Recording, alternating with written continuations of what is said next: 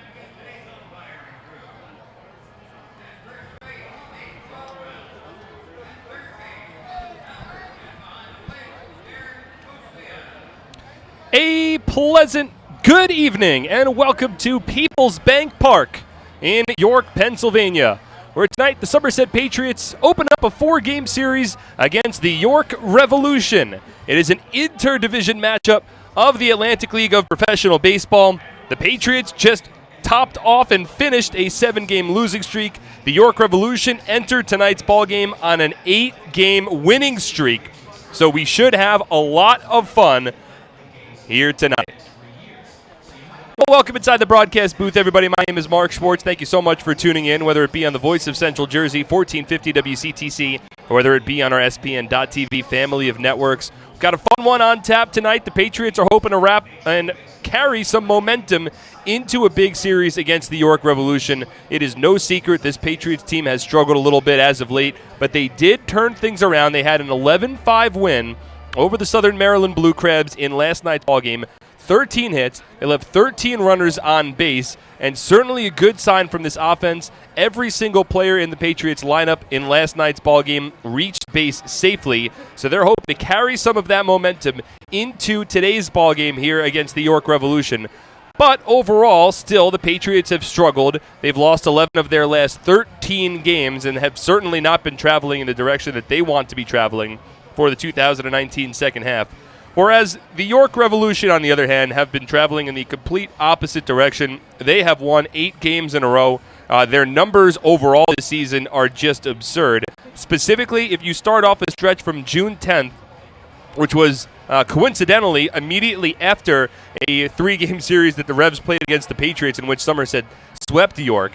If you take from June 10th on, this York Revolution team, they are hitting 76 points higher as a team batting average than any other team in the Atlantic League. They're scoring more runs, they're hitting more home runs, and their pitching has been the second best in the Atlantic League since that June 10th moniker as well. So overall, the Revs have just been extremely impressive as of late. And looking at their second half record, they're 18-5 in the second half. They're in first place in the Freedom Division. And of course, the last time that the Patriots played the Revs, York swept a 4-game series at TD Bank Ballpark. It just came last week back in central New Jersey. Now, granted, if you look at that 4-game series, really there was only one game that was a blowout. There was another loss. It was a 7-1 loss, but the Patriots and the Revs were tied going into the 5th inning, and it was in a 7-inning ball game. So ultimately, of the 4 games, the Patriots played the Revs close in 2 of the 4 and kind of 3 of the 4 as well.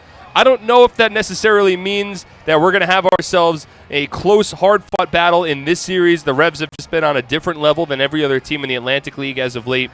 But it should provide for at least an interesting series. Somerset recognizes that their season has sort of taken a turn for the worst. There's still about 6 weeks left in the regular season, so there's plenty of time for Somerset to turn around their season and still try to clinch one of the 2 remaining playoff spots in the Atlantic League. But that turnaround is going to have to start pretty soon, and Somerset is hoping that that soon turnaround has been initiated from yesterday's win over the Southern Maryland Blue Crabs. It was a promising effort all the way around. Again, every batter in the lineup reached base at least once. Michael Ullman had 3 runs batted in. Edwin Espinal had 3 runs batted in. Justin Pacioli reached base 5 times. Jovan Gonzalez had a couple of hits.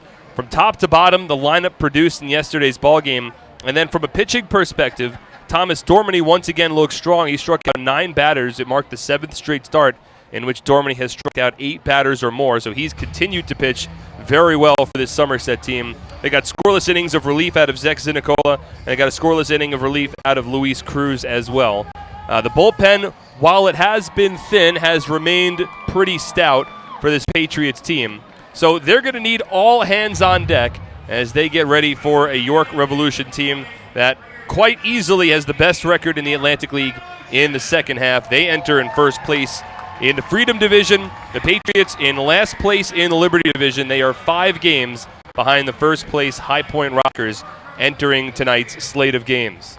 So it's the Revs that have begun to exit their dugout down the first base line, and the Patriots have begun walking out of their dugout down the third base line as well. So we are going to get ready for baseball. We'll step aside when we return. The TD Bank starting lineups will get ready for first pitch. All the action coming your way next. It's the York Revolution and the Somerset Patriots. Game 1 of a 4-game series in York. That's coming up next on SPN.TV, 1450 WCTC, and WCTCAM.com. Are you ready for some family fun? Have a ball with everyone. It's a slam and hit. Come on and get patriotic. Today's presentation of Somerset Patriots baseball is brought to you by Atlantic Health Systems, Brother, Diamond Nation, Flemington Car and Truck Country, Flemington Department Store, Fullerton Auto, Health Quest, Horizon Blue Cross Blue Shield of New Jersey Lottery, RWJ Barnabas Health, Volari Design, Northern New Jersey ROTC, T-Mobile, TD Bank. It's slamming in. Come on, get patriotic.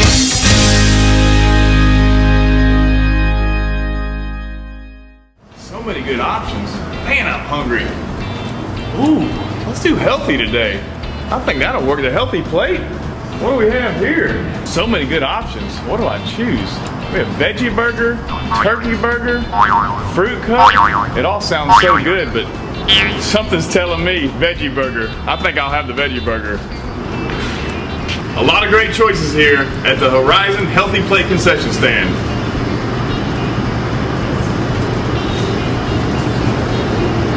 That's a tasty burger.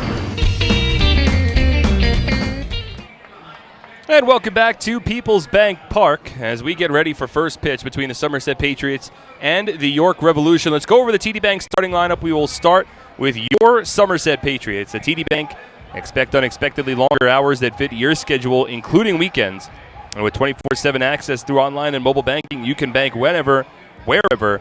TD Bank, unexpectedly human, member FDIC, TD Bank, NA. The Patriots tonight are managed by Brett Jodes, assisted by Glenn Barker, and John Hunton. The athletic trainer is Phil Lee. For Somerset, it is Craig Massey to lead off. He's followed by Justin Pacioli and Will Kenger in the top of the first inning. Edwin Espinal, the Raritan Building Services cleanup batter of the ballgame. Raritan Building Services, we don't cut corners, we clean them. Michael Ullman's the DH. He hits 5th. Ray Navarro bats 6th. It's Alfredo Rodriguez 7th. Scott Kelly 8th. And rounding up the order is Jovan Gonzalez. He hits 9th as the Patriots work against Duke Von Schamen on the mound for the York Revolution tonight. Von Schamen coming off of a complete game effort against this very same Somerset Patriots team his last time out. It came in the front end of July 31st's day-night doubleheader. Von Schamen allowed just 1 run on 3 hits, no walks, and 7 strikeouts over his 7-inning complete game effort. Overall this season, the first-year Revs righty, he is 6-3. He has a 2.67 earned run average. And over 70 2/3 innings. He's gotten a good amount of strikeouts at 55, but big thing for Von Schamen, he does not walk many. Only 8 walks allowed over his 70 2/3 innings. In fact, over his last 4 starts, he has only allowed 2 walks. So Von Schamen finishes up his warm-up pitches, and on a beautiful evening for baseball in York, Pennsylvania, we are about ready for first pitch. It's Craig Massey who walks around the dirt behind home plate and slowly makes his way towards the left-handed batter's box. Game time temperature is 83 degrees. and partly cloudy skies. No wind to speak of yet at Peoples Bank Park. So Massey steps in. No bat from the left side of the plate. Duke von Schamann settles in on the mound, and before he gets ready to throw his first pitch, kicks away a couple of stray pieces of dirt near his landing spot. Now settled in, glove at the chest, from the windup, and the first pitch of tonight's ball game, a fastball that misses outside, and we are officially underway at 6:39 p.m. Eastern Time. Tonight, one of two games in the Atlantic League, the other being played over in Southern Maryland as Massey swings at the 1-0, chops it to second base. It's fielded by Henry Castillo. His throw to first in time, and there's one away. So the defensive alignment for the York Revolution in tonight's ballgame. In the outfield, Melky Mesa in left, Justin Trapp in center, Wellington Dotel in right. Along the infield, Carlos Franco is the third baseman. At shortstop, it's Ryan Dent. The second baseman is Henry Castillo. At first base, Isaias Tejeda, and then James Skelton behind home plate. Again with von Schamann on the mound, a 6'5", 220-pound righty from Oklahoma. So von Schamann from the windup, first pitch to Justin Pacioli. That's taken for a called strike, 0-1. Pacioli hitting .286, 1 home run and 15 RBI. Reached base 5 times in yesterday's ballgame, hitting in the leadoff spot. Now the 0-1. Swings and skies one out to center field. This one playable for Justin Trapp. Settles under it, makes the catch. And that's the second out of the ballgame. 2 out, nobody on. Top of the first inning, just underway. There's no score. And now Will Kenger steps in. The umpires for today's ballgame. Trackman is Derek Moshe. Nate Caldwell at first, and Buzz Albert is the third base umpire. Kenger, a left-handed batter. Von Schamann, a righty. Kicks and fires. And the first pitch fastball taken for a strike, 0-1. York in a home white uniform, white pants, navy cap, navy brim. Patriots in the road grays for today's ball game. 0-1. Kenger slaps it foul. No balls and 2 strikes. Thin crowd to begin tonight's ball game. It is luau night at Peoples Bank Park, so a lot of luau-themed music and leis and palm trees spread around the concourse. 0-2. Kenger swings, pops it up. Shallow left field. Coming in is Melky Mesa. He's underneath it. Makes the catch, and the inning is over. So a 1-2-3 inning for Duke von Schamann. We'll head to the bottom of the first scoreless on ESPN.TV, 1450 WCTC, and WCTCAM.com. As a personal trainer, I thrive on guiding my clients to good health. When I was told I needed both hips replaced, I turned to the network of experts at Atlantic Health System. I was able to see my orthopedic surgeon in Sparta, right near my home, and received exceptional care at Morristown Medical Center for my surgery. I was able to teach, motivate, and inspire again. Where you go for orthopedic care matters. Atlantic Health System, because every moment is a moment that matters. Somerville Aluminum is proud to announce our greatest remodeling project yet. Valari, new name, same great company.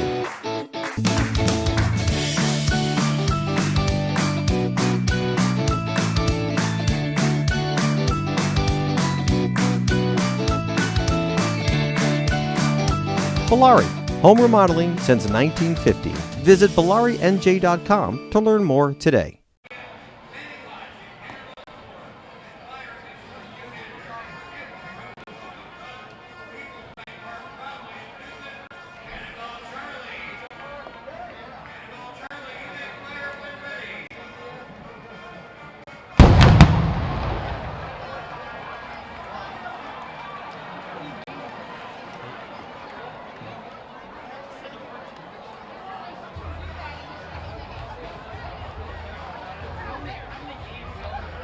Bottom of the first inning, scoreless between the Patriots and the Revolution. Here's York's starting lineup, presented by TD Bank, managed by Mark Mason, assisted by Paul Fletcher, Angel Polanco, and Sandy DeLeon. Justin Trapp leads off, followed by James Skelton and the designated hitter Telvin Nash in the home half of the first inning. Isaias Tejeda hits 4th, Carlos Franco 5th, Wellington Dotel 6th, Melky Mesa bats 7th, in a very deep lineup. Henry Castillo 8th, and Ryan Dent rounds up the order, hitting 9th. As on the mound for the Patriots tonight is Vince Molesky. He's making his 5th start of the season for the Patriots. Enters with a 3-2 record of 5.91 ERA. He'll work from the stretch, a tall right-handed pitcher. And the first pitch to Justin Trapp, swung on and skied in the air. Out to right center field. It's Scott Kelly underneath it. He makes the catch. 1 pitch and 1 away. So the defensive alignment for the Patriots. In the outfield, Will Kenger makes his 3rd straight start in left. Justin Pacioli in center field and Scott Kelly in right. Along the infield, Ray Navarro's the 3rd baseman. Alfredo Rodriguez at short, Craig Massey at 2nd, Edwin Espinal at 1st, and Yovan Gonzalez does the catching behind home plate. 1 out, nobody on. We're in the bottom of the 1st inning. No score between the Patriots and the Revolution. Vince Molesky will work against left-handed hitting James Skelton. First pitch. Skelton takes a fastball, called a strike, 0-1. Molesky is 6'4", 215-pound righty from Montoursville, Pennsylvania, in his 2nd season with the Somerset Patriots. Works from the stretch with nobody on, and the 0-1 misses outside. 1 ball and 1 strike. Last time Molesky was on the mound, it came in as a relief appearance back on July 31st against this same York Revolution team. 1-1, breaking ball, taken low. 2 balls and 1 strike. Molesky pitched well initially in that relief appearance. It was actually the day game of that July 31st doubleheader, same game that Duke von Schaman was on the bump for the Revs. 2-1. Fastball misses low and outside. 3 balls and 1 strike. It was David Holmberg who made the start. Molesky came in and allowed 1 run over his first 3 innings of relief, but in his 4th inning got hit hard and ultimately finished the relief appearance allowing 6 runs on 8 hits. As Skelton takes a fastball that somewhere missed, I guess outside. Molesky disagrees, but ABS, of course, in action for today's ball game. So James Skelton draws a 1-out walk. That's the first base runner of the game for the Revs. And that'll bring up the dangerous power-hitting Telvin Nash. In that last appearance for Molesky, he was pitching well over his first 3 innings and then was hit on the glove hand by a sharply hit line drive from Isaias Tejeda that left a big black and blue on the heel of his left hand as he throws over to first base and James Skelton back standing.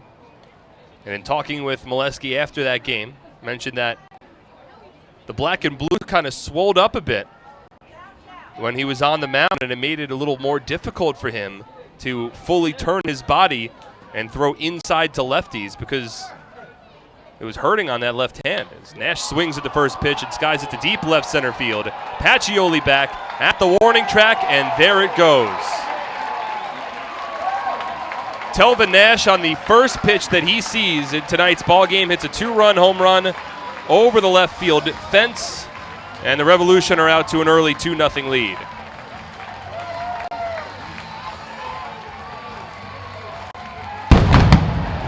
That is Nash's 29th home run of the season. This Revolution lineup has been so dangerous, so much pop, and Nash made that swing look effortless. Hitting it well over the left center field fence into the play area behind the fence, and it's an early 2-0 lead for the Revs. This York lineup has, in my opinion, inarguably the best, most dangerous middle of the order in the Atlantic League. Combination of Telvin Nash and the ridiculous month of July for Isaias Tejeda, who now steps in. And the first pitch is swung on and grounded to third, fielded by Ray Navarro. Tejeda doesn't book it down the first base line, and Tejeda out on a 5-3 putout for the second out of the inning. So 2 out now, nobody on. Revs in front 2-0, and Carlos Franco will step in. This is a York team that has won 8 games in a row. They swept the Patriots in a 4-game series at TD Bank Ballpark. Just came off a 3-game weekend sweep of the New Britain Bees.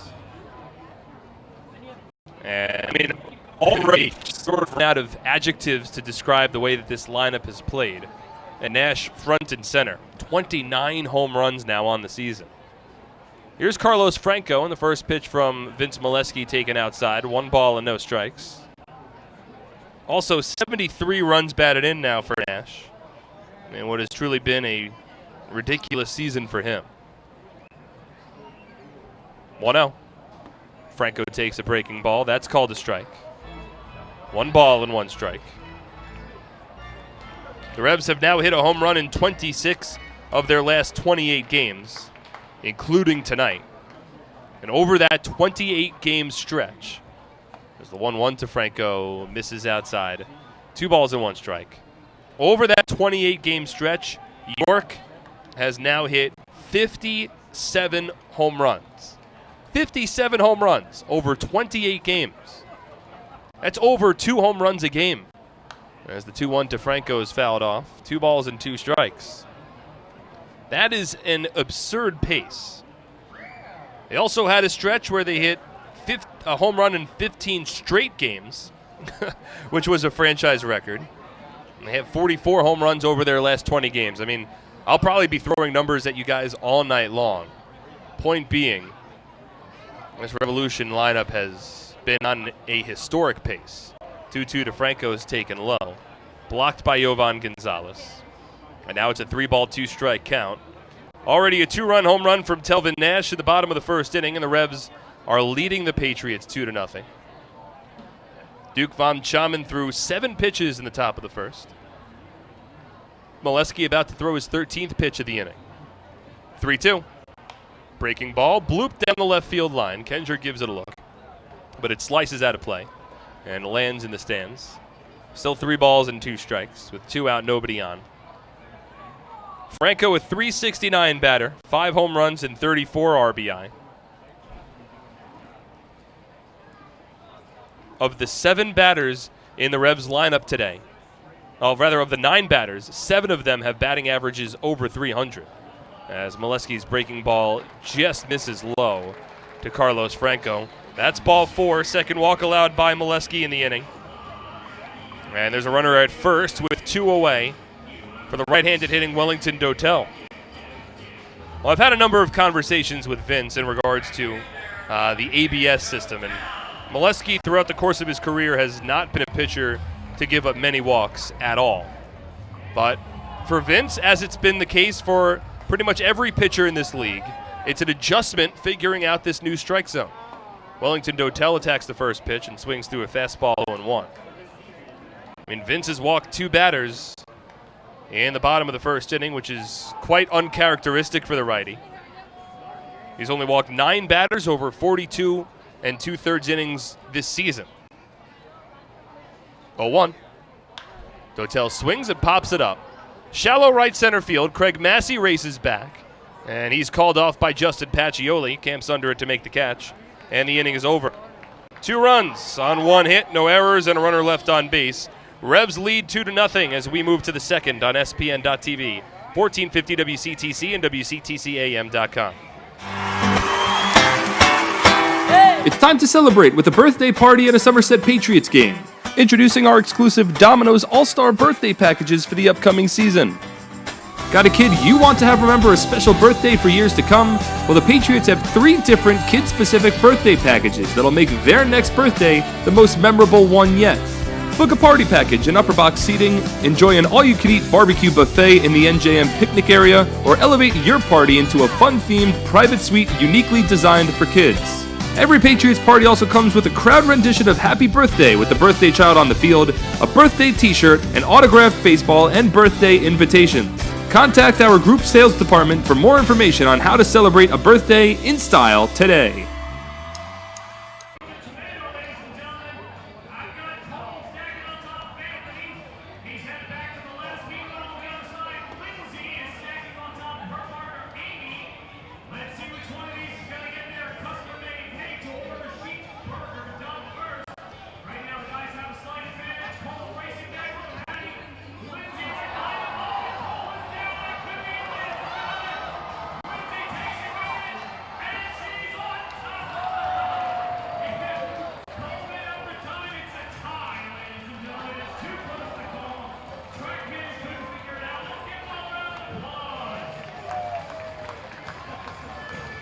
Looking for a great deal on a car? You'll score big savings at your Tri-State Ford dealer, proud sponsor of Somerset Patriots baseball.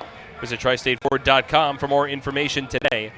Hey fans, all season long the Patriots have teamed up with AARP New Jersey to offer its members discounted tickets to every Sunday home game. Just mention the code Patriots3 and that you're an AARP member to get a 50% ticket discount to every Sunday home game. Visit AARP.org today for more information on how you can become a member. AARP, real possibilities. It's the top of the second inning. The Revs in front 2-0.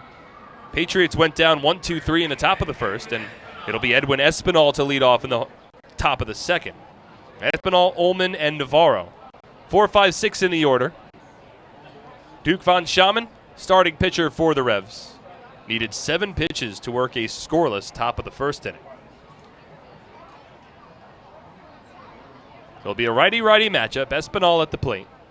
Over the top windup, and the first pitch from von Schaman taken low and in. 1 ball and no strikes. Espinal had a big game in yesterday's contest against Southern Maryland. Went 2 for 5 with 3 runs batted in. 1-0.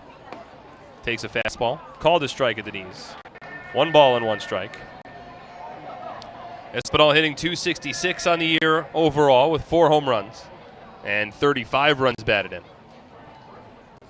Now the 1-1. Swings and chops it foul down the third baseline. Into the stands. 1 ball and 2 strikes. Well, it's been a strong season for von Schaman.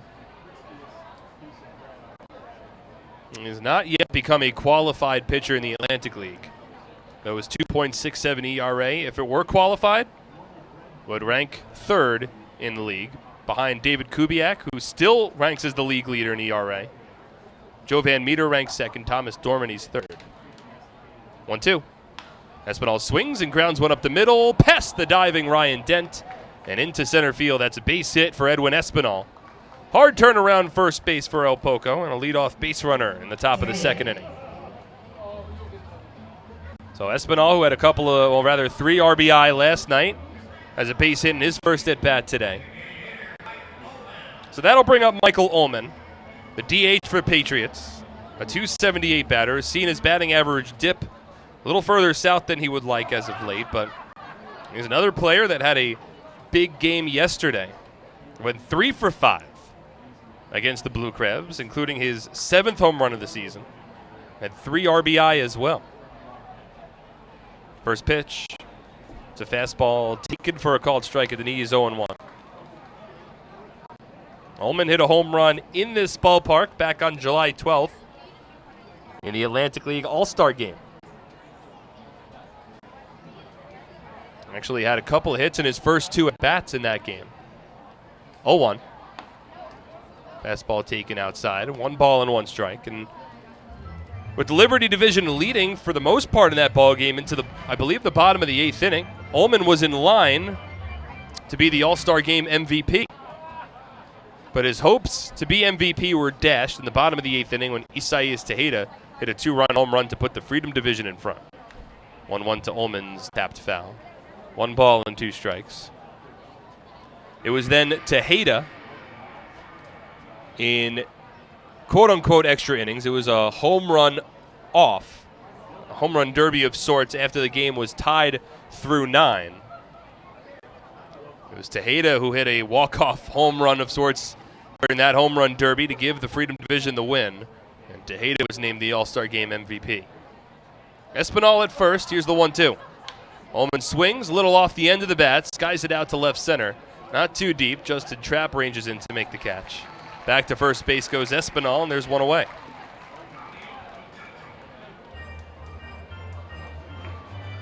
So that's the first out of the inning. Espinal still at first, and that'll bring up Ray Navarro. Navarro's had some struggles this season. Returned from almost a 3-week break with a foot issue and went 2 for 4 in each of his first 2 games. So not play yesterday. It was 0 for 4 on Saturday. A switch hitter, he'll bat from the left side with Espinal off at first. Von Schaman from the stretch, and the first pitch is a ground ball hit up the middle and into center field. And Ray Navarro with the second hit of the inning for the Patriots. Attacked the first pitch from von Schaman. Didn't do too much with the swing, but grounded it underneath Von Schamen's glove and wound up trickling over the second base bag and rolled into center field. So Espinal to second, Navarro at first. 2 on, 1 out. Revs in front 2-0 after the Telvin Nash 2-run home run in the bottom of the first. Now Alfredo Rodriguez steps in, hitting .252 with a couple of home runs and 25 runs batted in this season. Right-handed hitter. One of his 2 home runs came in this ballpark, a 3-run shot. First time the Patriots were down here in York. Back in the first road trip. Took place in early May. First pitch. Misses inside as Rodriguez briefly spins out of the way. 1 ball and no strikes. Von Schaman only allowed 3 hits the last time he played the Patriots. He's allowed 2 hits so far in the top of the second. And now once again it comes down to the Patriots finding a way to hit with runners in scoring position. Had more success last night than they had in a while. 1-0. Rodriguez taps one foul. A slider working away from the right-handed hitter. Reached out through the bat head at the ball and just tapped it softly foul down the first base line. 1 ball and 1 strike. Patriots left 13 runners on base in yesterday's game. However, they did have more success with runners in scoring position.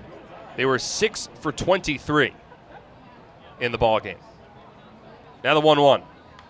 Foul to the backstop. 1 ball and 2 strikes.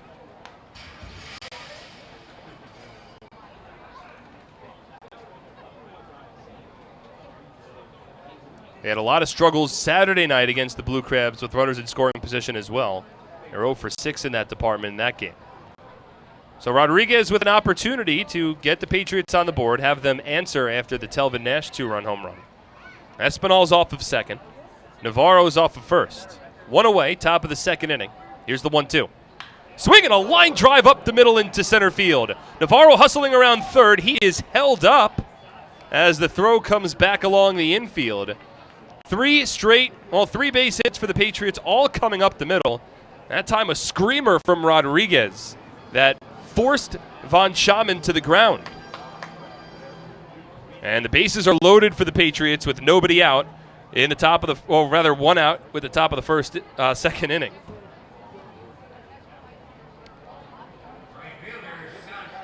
Mike Francoso is coaching third for the Patriots, and he played that one pretty conservatively.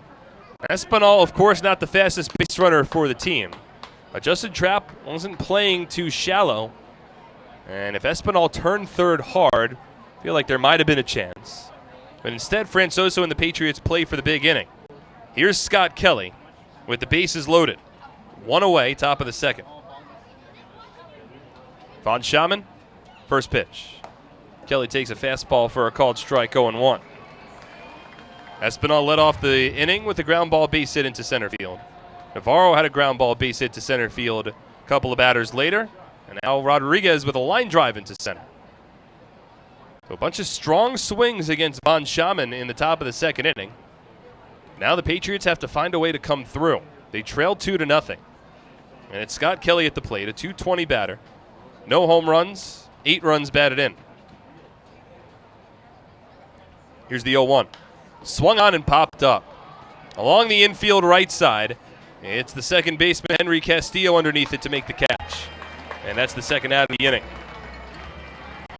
So Kelly can't get the job done. Now 2 away for Yovan Gonzalez. It would have taken a pretty deep fly ball from Kelly to score Espinal from third. This is a good opportunity for the Patriots early in the ballgame against a team that promises to put up a lot of runs. The Revs put up a 2 spot in the bottom of the first and lead me to believe that they're likely not done with their offensive efforts tonight. So you got to take advantage of these opportunities when they're presented. Righty on righty matchup. First pitch to Gonzalez. Breaking ball misses outside. 1 ball and no strikes. Yovan hitting .258, 3 home runs, 18 runs batted in on the season. Patriots have 1 grand slam. It was hit by Edwin Espinal back on May 14th. against the High Point Rockers. Espinal's at third, Navarro's at second, and Rodriguez at first.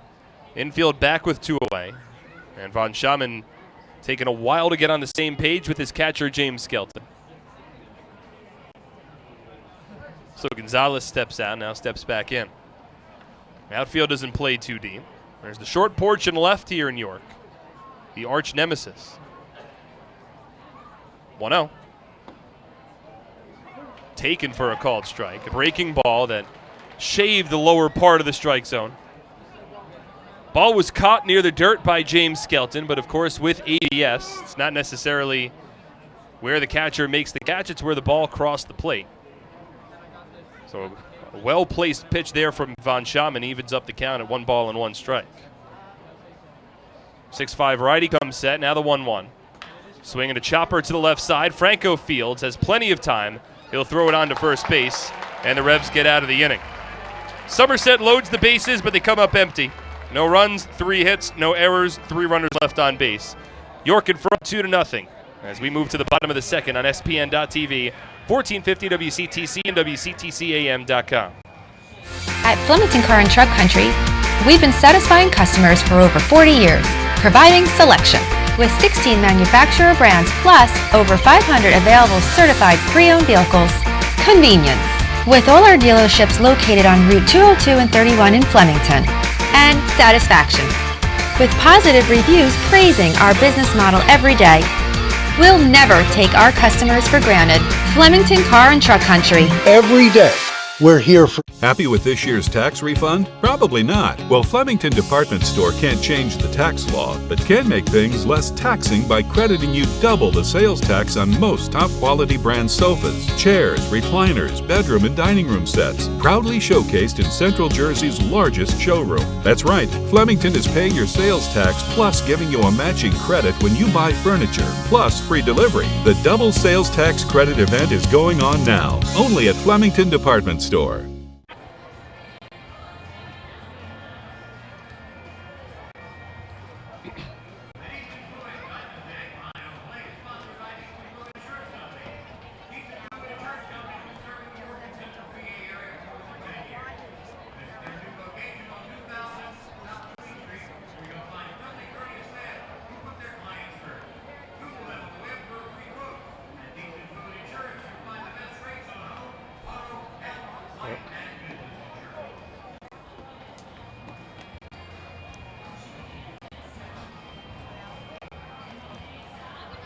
Alpine Business Systems is a leading provider of information systems and services. Visit Alpine www.alpinebusiness.com.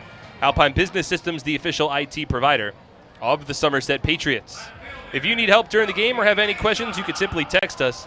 Text 908-252-0700 and we'll get back to you.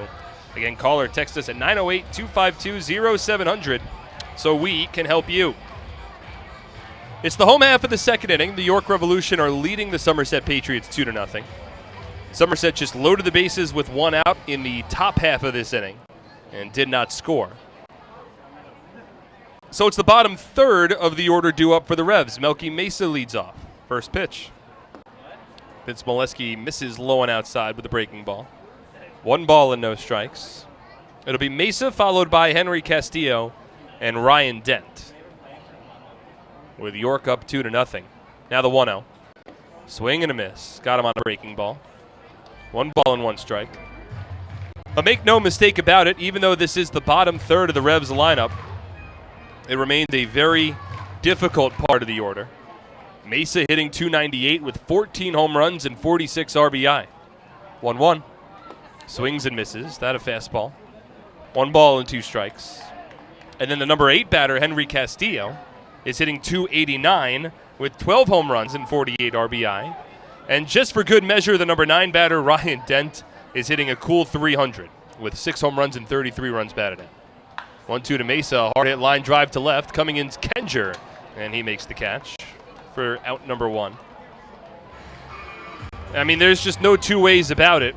No matter where you are in this Revs lineup, it is dangerous. Henry Castillo has burned the Patriots a number of times this year. Ryan Dent had 2 home runs. for the Revs the last time the Patriots played York over at TD Bank Ballpark. Just top to bottom. In my 6 years now working in the Atlantic League, I cannot remember a lineup that was put together the same way that this Revs lineup is put together. It's remarkable how consistent and how strong the numbers are, top to bottom in this order. As the first pitch to Henry Castillo misses inside, 1 ball and no strikes. And this is a team also, don't forget, J.P. Sportman was a big-time contributor for this team. I mean, he has the longest hitting streak in the league. I believe it was around 27, 28 games. As Castillo chops 1 foul, 1 ball and 1 strike. And Sportman has had 2 separate trips to the disabled list. And he's still on the DL right now.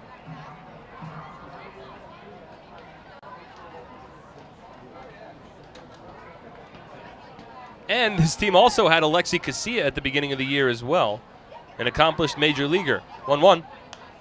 Castillo pops it up foul over the backstop and out of play. And the lineup has never, even when the York Revolution were struggling earlier this season, the lineup was never really the issue. But what's been even more scary for the Revs, or for opponents facing the Revs, is that the pitching has begun to catch up to the production of this lineup. 1-2 from Molesky. Swinging a soft ground ball, tapped foul. Still 1 ball and 2 strikes. I mean, Duke von Schaman, he has pitched very well as of late, has an ERA under 3. Dan Miner has been a quite serviceable right-handed starting pitcher. Mitch Atkins has had a strong year. He was the Freedom Division All-Star Game starting pitcher. So the starting rotation's been good. 1-2. Swinging a soft ground ball. That hit foul down the third baseline. And Castillo's fought off a couple of tough pitches. The real issue for the Revs at the beginning of the season was their bullpen. But their bullpen's turned it around as well. Cesar Cabral's been strong. Julio Eusebio pitched pretty well for a brief time. Julio Perez has had a good season, but it's really the back part of that bullpen that has been locked down for the Revs. 1-2. Breaking ball, strike 3 called. And that's the second out of the inning. First strikeout of the ball game for Molesky. After a number of foul balls from Henry Castillo, fighting off a 2-strike count, Molesky snaps off a beautiful breaking ball. It freezes the switch hitter. So 2 out, nobody on. And bottom of the second, Revs in front 2-0. And now the number 9 batter, Ryan Dent. But for the back end of this bullpen, again, just to round out why the Revs have been playing so well as of late. Ryan Dent's a breaking ball and misses low.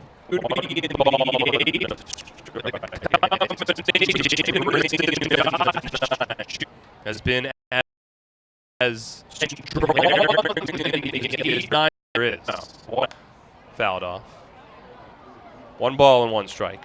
I mean, at the beginning of the season, you could make a strong argument that the Patriots had the best 8-9 combination in the league, with Mike Broadway consistently pitching in the 8th inning, and Mike Antonini being the best closer in the Atlantic League in the first half of the year. He was pitching in the 9th. But Broadway has since retired. Antonini is playing in Mexico. There's the 1-1 to Dent, taken low and away. 2 balls and 1 strike. Long Island Ducks had a good back end to their bullpen, but they've been picked apart. Josh Lukey, Enrique Burgos, both guys no longer there. So I think it's the Revs right now that have the best back end, as the 2-1 is lifted foul. 2 balls and 2 strikes.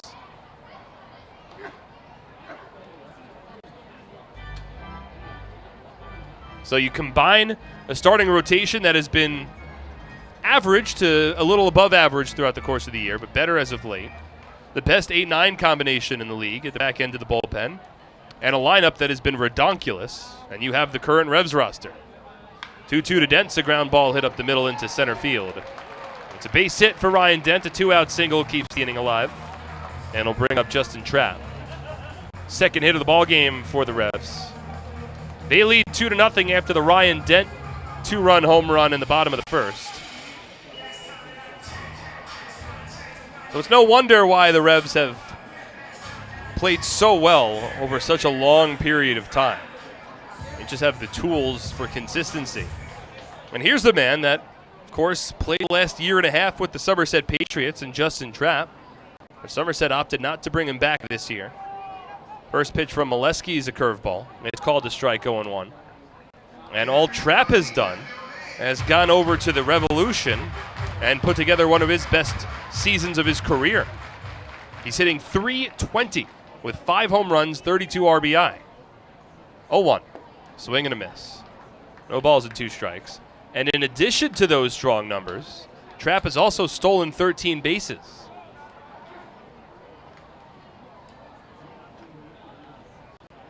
I'm sure he looks forward to his opportunities to put those strong numbers to the test against his former team. Molesky ahead 0-2. Here's the pitch. Swinging a ground ball, sharply hit past Rodriguez into left center field. Dent turns second. He's heading for third. The ball underneath Pacioli's glove. Trapp heading for second. He'll slide it safely. Goes to Rodriguez, where Dent had already reached base safely as well. So that's a base hit for Justin Trapp. Back-to-back 2-out singles. Dent goes first to third. We'll see if there's an error charged on the play against Justin Pacioli, allowing Justin Trapp to head on to second base. And there is. So an E8 allows Trapp to advance into scoring position. Now runners at second and third with 2 away for James Skelton. Molesky comes set, first pitch. Taken low, 1 ball and no strikes.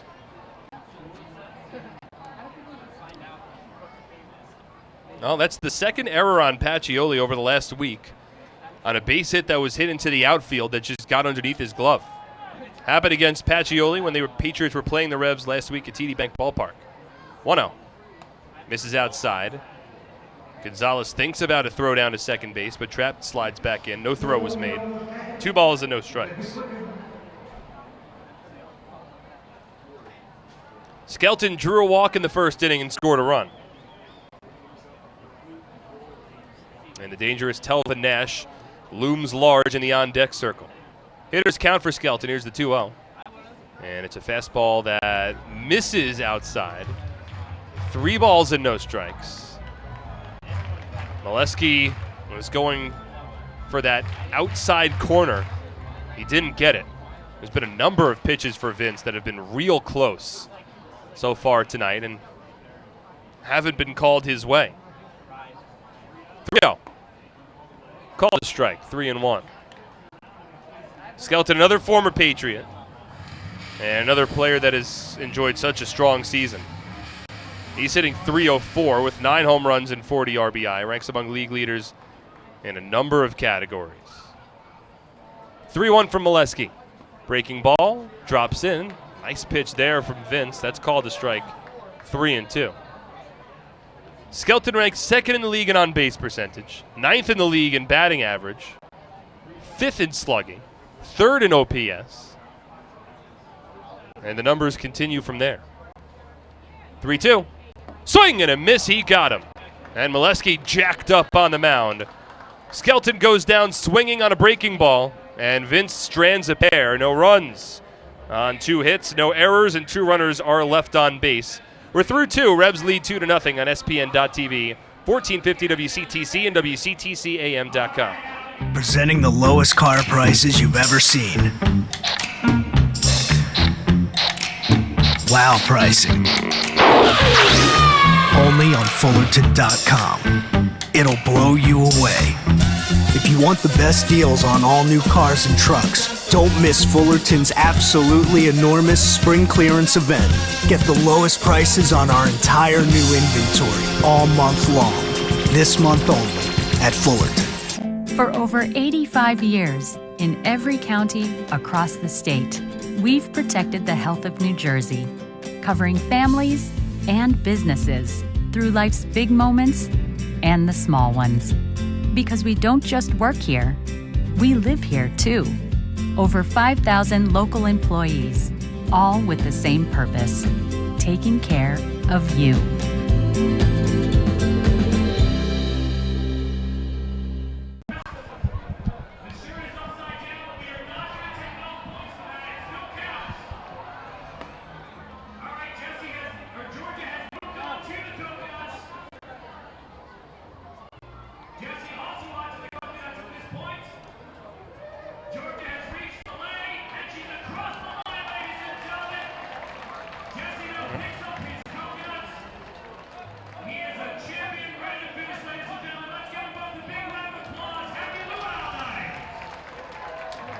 Carrier Clinic is proud of its 109-year heritage as an independent nonprofit behavioral health care facility.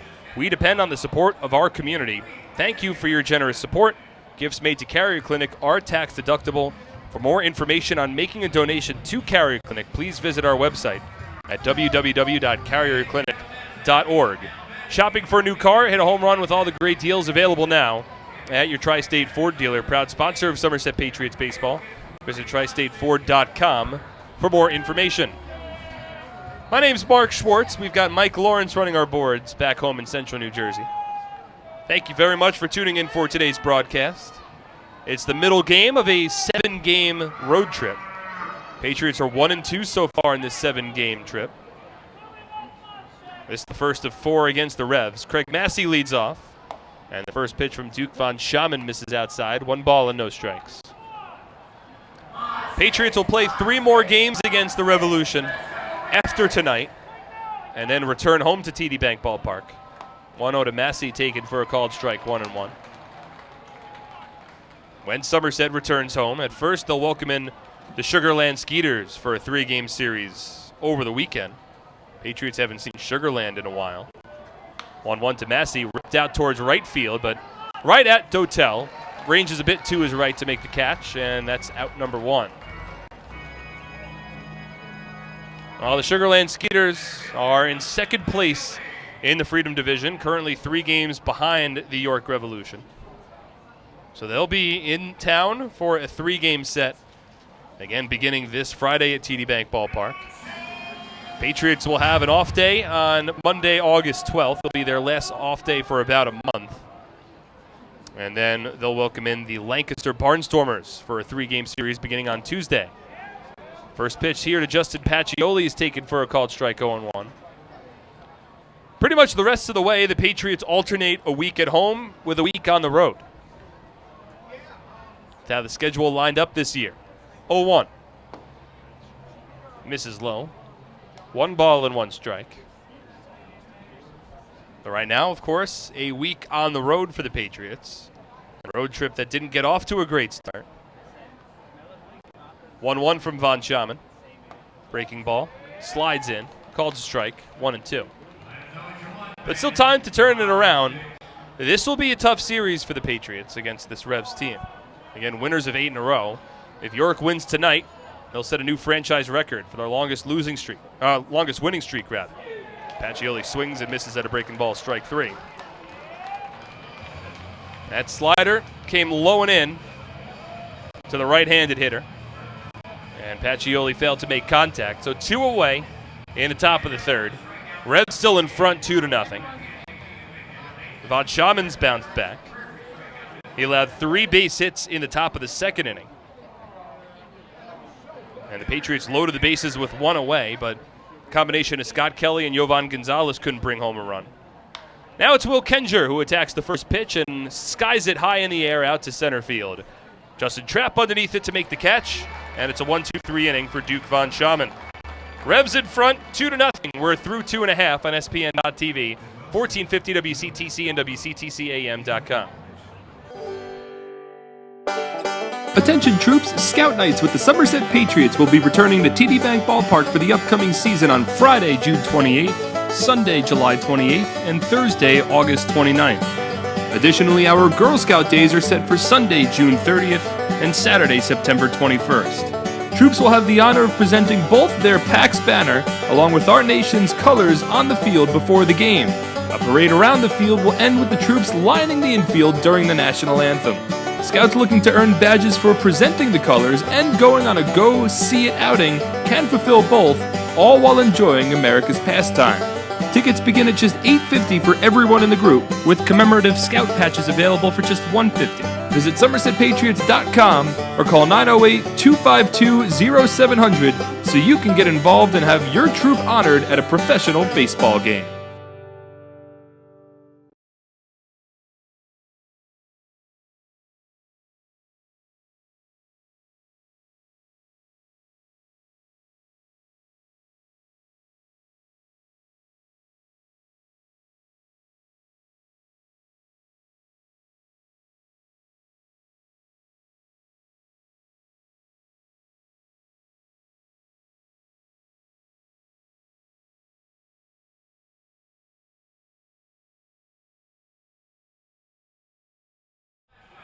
Hey kids, would you like to have an ice cream party, receive exclusive Somerset Sluggers merchandise and tickets to games, then become a member of the Somerset Sluggers Kids Club? Patriots would like to thank Children's Specialized Hospital for their support of the 2019 Somerset Sluggers Kids Club. It's the bottom of the third inning. The York Revolution are leading 2-0. And Vince Molesky back on the mound. Molesky worked a scoreless bottom of the second, gave up a couple of two-out base hits. The Revs had runners at second and third, but Molesky struck out James Skelton on a nasty breaking ball in the dirt to retire the side and keep this at a 2-run deficit. Vince is at 41 pitches through 2 innings. He's allowed 2 runs on 3 hits, 2 walks, and 2 strikeouts. Both runs coming on a 2-run shot from Telvin Nash, who steps into the plate here. First pitch, swing and a miss on a breaking ball. 0-1. Nash's 2-run shot was his 29th home run of the season. That leads the Atlantic League, and also now gives him 73 runs batted in this year. Video game numbers for Nash, who is also batting over 300. 0-1. Swing and a miss again, another breaking ball.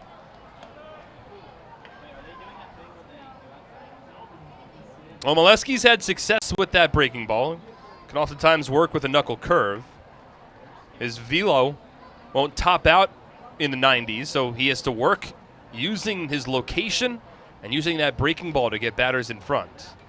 Another breaking ball, this one spiked in the dirt. Nash doesn't chase, 1 ball and 2 strikes. Molesky recognizes that. It's his most important pitch, and oftentimes he could almost work quote-unquote backwards, where he starts off with the breaking ball and then utilizes the fastball as a complement from it to sneak it by a batter. 1-2 to Nash. Swung on, a line drive softly hit out towards left center field. It chases Pacioli to his right and makes the lunging catch, and that's the first out of the inning. Well, I thought that ball was softly hit. It looked like it was off the end of the bat from Telvin Nash, but he is just so strong. And that ball just carried out to left center field. Now Isaias Tejeda.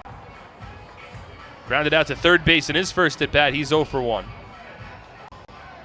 Always got to hold your breath a bit when you go through the middle of this Revolution lineup, especially considering so many power-hitting righties in this lineup for the Revs, and they play in a ballpark that favors a power-hitting righty. First pitch, Tejeda takes up and away. 1 ball and no strikes.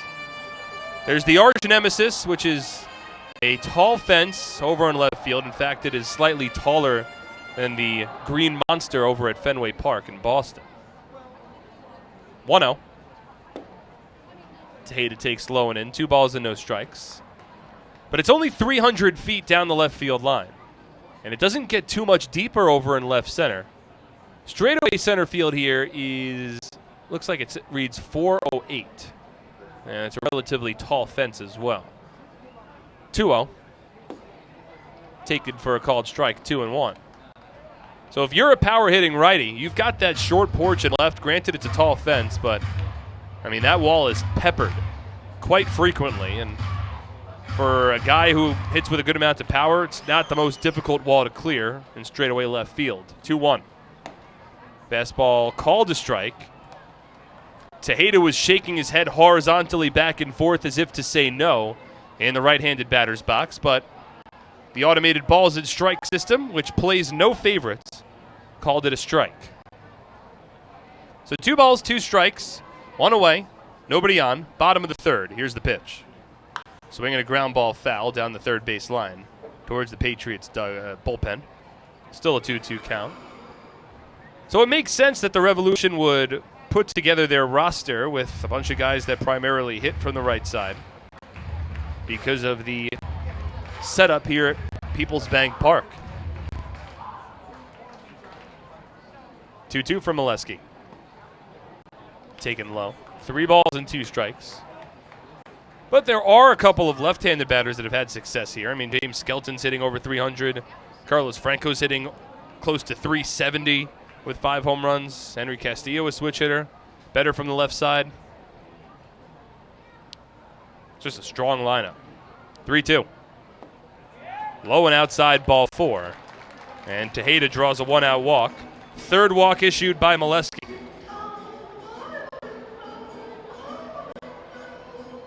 So Vince had a 2-strike count against Tejeda, but ultimately issues his third base on balls of the evening. Again, uncharacteristic for Molesky, who had only walked 9 batters entering today's ball game.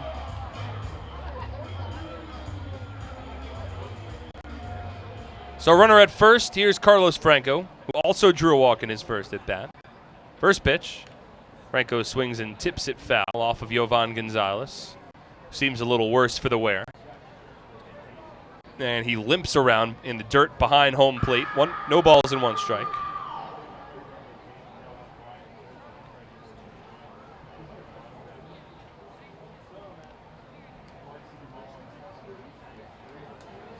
Today marks now just the second time this season that Vince Molesky has walked more than 2 batters in an appearance.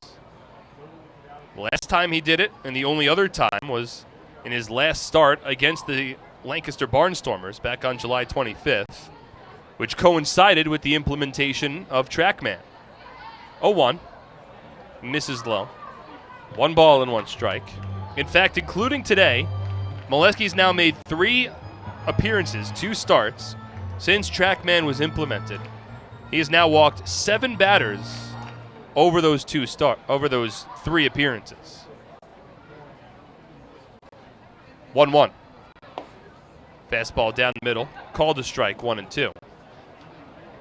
So Vince had walked 5 batters over his first 16 appearances on the season before TrackMan was installed. Since it's been installed, 7 walks over 3 appearances, including today. 1-2. Breaking ball taken low. Franco keeps the bat on his shoulders. 2 balls and 2 strikes. So certainly not the effect that Molesky was hoping for with the automated balls and strikes.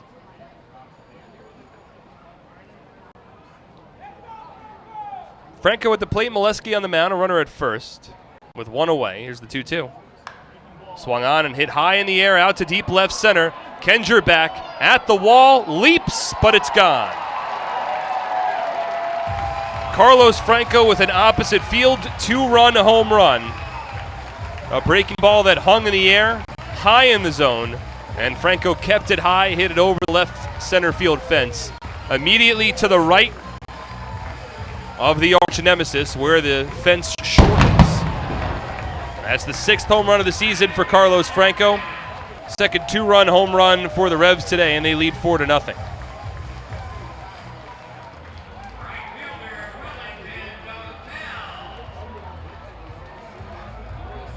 And in fact, that's the second time today that Molesky had walked a batter and gave up a home run immediately afterwards. So the Revs go deep again. They lead 4-0. Here's Wellington Dotel, and a first pitch fastball is taken for a called strike, 0-1. So York in front 4-0 with 1 out and nobody on in the bottom of the 3rd inning. Vince comes set. Here's the 0-1 offering. Dotel swings and misses. A breaking ball in the dirt. 1 ball and 1 strike.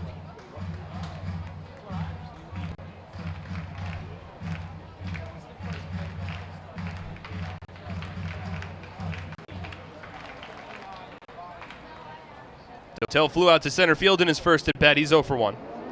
Here's the 0-2. Misses inside. Deflects off the glove of Yovan Gonzalez. Rolls to the backstop, but Dotel isn't going anywhere. 1 ball and 2 strikes. Molesky has been susceptible to the home run ball. He's now allowed 11 home runs this season. That's the 2nd most on the team, behind only Liam O'Sullivan. And this is not a team you want to go up against if you're susceptible to home runs. 1-2. Check swing and a bouncer foul down the first base line. Dotel stays alive. 4 runs, 4 hits for the Revs. No runs, 3 hits, and 1 error for the Patriots. It's an early 4-0 lead for York in the first of a 4-game series. 2 separate 2-run home runs has York in front. Nash had a 2-run shot in the first, and now Carlos Franco, a 2-run opposite field home run in the third. As Dotel lines one foul. Still 1 ball and 2 strikes. And Molesky's pitch count starting to creep a bit further north than he would like. Molesky now has already thrown 62 pitches through 2 1/3 innings. 1-2, drops in, that's a called strike, strike 3. A breaking ball there from Vince, that's his 3rd strikeout of the ball game. Second one looking. Froze Wellington Dotel on a 2-strike count. And now there's 2 away in the bottom of the 3rd.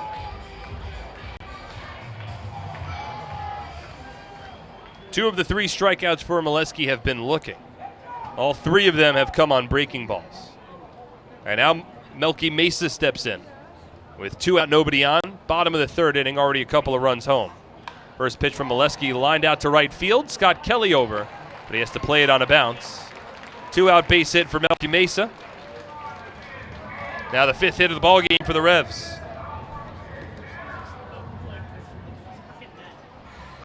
York got a couple of 2 out base hits in the 2nd inning, but Molesky kept the Revolution off the scoreboard. And now Henry Castillo will step in. He's 0 for 1 with a strikeout. Patriots need innings out of Molesky with a thin bullpen. They used 3 different relief pitchers last night. Used 3 different relief pitchers on Saturday as well. First one to Castillo, misses outside, 1 ball and no strikes. And at the rate at which Molesky's going right now, I'm sure the Patriots would like to at least see him get through the 4th. It's a 4-0 Revs lead. 1-0. Swing and a miss on a breaking ball. While Molesky's had some success on the breaking balls, he's garnered a lot of swings and misses. Also a couple strikeouts looking. And there was 1 curveball that came into Carlos Franco that hung a little high in the air.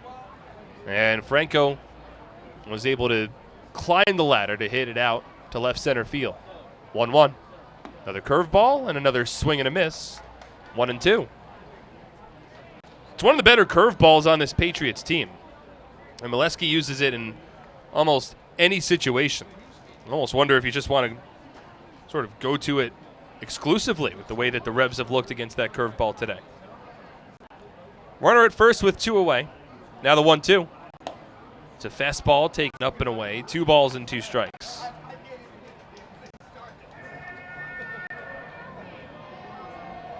Wind now slightly blowing in from center field. The lights have been turned on to People's Bank Park. Here's the 2-2. Swinging a ground ball rolled to the right side. In front of it's Massey, an easy play to first, and the inning is over. The 2 more runs for the Revs on 2 hits, no errors, and a runner left on base. 4-0 York through 3 innings on SPN.TV, 1450 WCTC, and WCTCAM.com.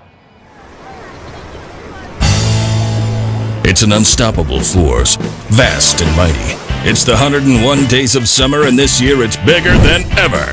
The NJ team is back again. We've got 101 days of prizes with other ways to win via our social channels, text message program, VIP club, and game changers. Find the fun at 101daysofsummer.com from May 24th to September 1st. Anything can happen in Jersey.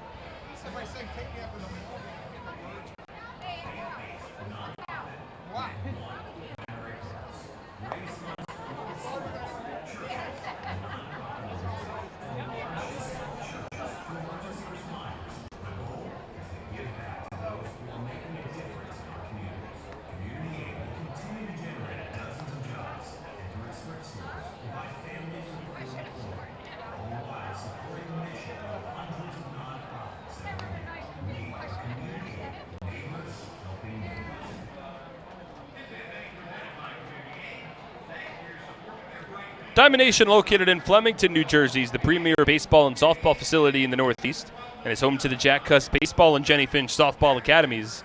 Visit us at diamondnation.com. Looking for a new or used car? There's no better place in the Flemington Car and Truck Country family of brands, located on routes 31 and 202 in Flemington, New Jersey, or at flemington.com. There you'll find a family-centered organization ready to take care of all of your automotive needs, as they've done since 1976.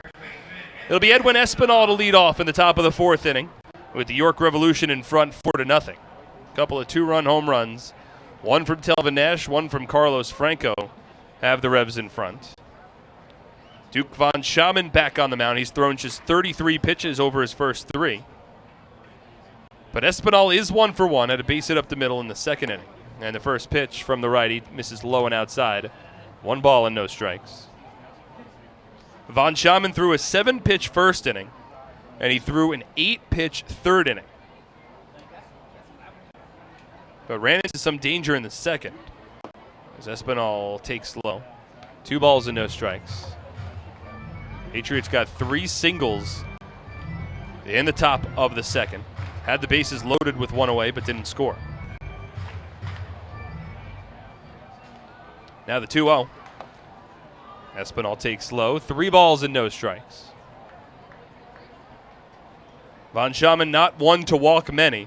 Just 8 walks now over 73 2/3 innings. Here's the 3-0.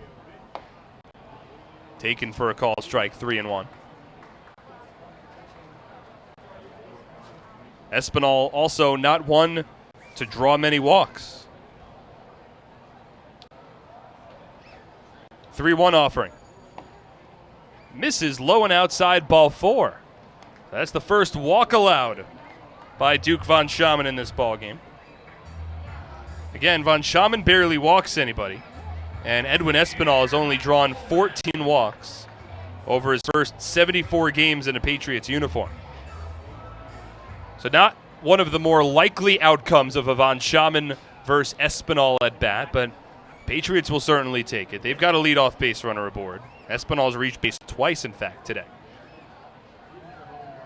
Now it's Michael Ullman at the plate. Flew out to deep left center field in his first at bat. He's 0 for 1. Von Schaman will throw over to first base. Espinal back standing. Not sure Espinal's going anywhere over at first base. He is yet to attempt a stolen base this season. Von Schaman comes set, first pitch. Ullman checks his swing. An appeal to first base. He didn't go around. 1 ball and no strikes. Ullman had a 3 RBI game last night, including his 7th home run of the season. Towering blast over the left field fence. Nicknamed the Mini Monster in Southern Maryland. 1-0. Breaking ball curls in. That's a call strike, 1-1. Speaking of Southern Maryland, that's the only other game going on in the Atlantic League today. Blue Crabs are hosting the Long Island Ducks. That one's in the bottom of the 3rd inning.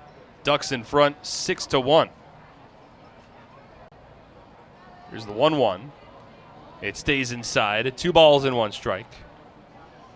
Long Island currently finds themselves in 2nd place in the Liberty Division standings, a game and a half behind the first place High Point Rockers.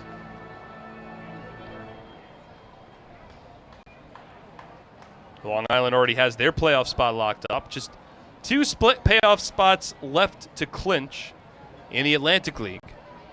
Right now, the Revs certainly have to be favorites for one of those. They lead the Freedom Division and have creeped their way back up in the overall standings in case there was a situation that called for a wild card. And the Rockers are in a good position in the Liberty Division. 2-1. Ullman swings and misses at a fastball. Might have gotten a piece of that one. 2 balls and 2 strikes. Looking at the overall standings this year, the Patriots are 4 games behind the High Point Rockers for an overall record. So if there were, say, a wild card situation where hypothetically the Long Island Ducks were to win the second half, Patriots still have ground to catch up on High Point, though Somerset does own the tiebreaker over the Rockers for the overall season. which certainly could be important once we get into September. 2-2. Chopper foul down the third baseline, and Ullman stays alive. Mentioned it before, but for the Patriots, all of these games are so important, especially considering that they have fallen quite behind in the standings. But looking towards the month of September, there are some big series that will ultimately decide Somerset's season. I mean, they still have 7 more games to play against Long Island. They've got 7 more against the New Britain Bees. And they have 7 more against the High Point Rockers as well. 2-2. Check swing and a breaking ball, but it's called strike 3. Ullman frustrated, and that's the first out of the inning.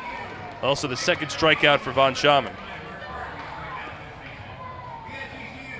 Kept the bat on his shoulders for a slider that crossed the plate. So 1 away, Espinal still at first. We're in the top of the 4th inning, and the Revolution are leading 4-0. Now Ray Navarro steps in. He had a base hit into center field in his first at bat. All 3 hits for the Patriots came in the second inning.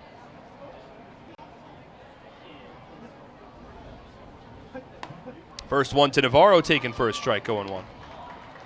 So the point being, yes, Somerset is currently 5 games out of first place. I know that the standings in the Atlantic League website says 5.5, but the Patriots are only 5 games back. That's a glitch because one of the games for the Rockers in the first half hasn't been attributed to the second half. 0-1 misses outside. 1 ball and 1 strike. But yeah, you're 5 games back, and yeah, you're in a difficult stretch, and you're going up against a tough Revolution team now. But these are the last 4 games the Patriots will play against York in 2019. And then you still have 21 games left against divisional opponents. Are you recording? 1-1. Misses outside. 2 balls and 1 strike. So the games are there for Somerset. The opportunities will be there. They don't host the Ducks again, but they have 7 more games on Long Island. They have 7 games against the Rockers, which are 3 at home, 4 on the road. Same thing can be said for the Bees. 2-1. Foul to the backstop. 2 balls and 2 strikes. And ultimately, that's what will likely decide how the Patriots season comes to a close. If they're able to go on a run during those 21 games against divisional opponents, then the Patriots still very much are alive for a playoff spot. But if their struggles continue, and then they do not perform well in those 21 Liberty Division games remaining, then the Patriots will be in a tough spot. 2-2. Navarro swings and lifts it out to right center field. Long way to run for Dotel. He dives and he can't make the catch. Drops in for a base hit. Espinal heading for third. Navarro dives headfirst into second base safely. That's a 1-out double for Ray Navarro. Now runners at second and third with 1 away in the top of the 4th inning. Dotel had to cover a lot of ground. He dove full extension into right center field, but came up empty. The ball didn't trickle too far away from him. It was backed up by York center fielder Justin Trapp. But that's Navarro's second hit of the game. He's 2 for 2 with a single and a double. Now it's Espinal at third, Navarro at second. 1 away, top of the 4th. Similar situation to the Patriots that they had in the top of the 2nd. Now Alfredo Rodriguez had a screaming line drive back up the middle in his first at bat. He's 1 for 1. Duke Von Schaman on the mound, comes set, first pitch. Rodriguez swings and pops it up foul, no balls and a strike. Revs leading 4-0. York has 5 hits, the Patriots have 4. Ball would need to be hit deep to the outfield to likely score Espinal from third base. Problem is, here in York, there's a short porch and left, so Melky Mesa could play shallow. And then Justin Trapp has a strong arm in center, and Wellington Dotel arguably has the strongest arm in the league. He's in right. And now Von Schaman steps off. So not a particularly beneficial configuration conducive towards sacrifice flies. It's a lot of big words there. No balls in a strike, one away. Runners at second and third. Here's the pitch. Rodriguez swings and lines one into left center field. That's a base hit, and that will score a pair. Espinal in, Navarro comes in, and Rodriguez slides feet first into the second base bag safely. That's a 2-run double for Alfredo Rodriguez, and that cuts the deficit in half. Now a 4-2 score in the fourth.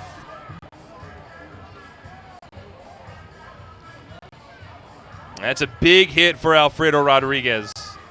He's gotten some good swings off of Duke Von Schaman today.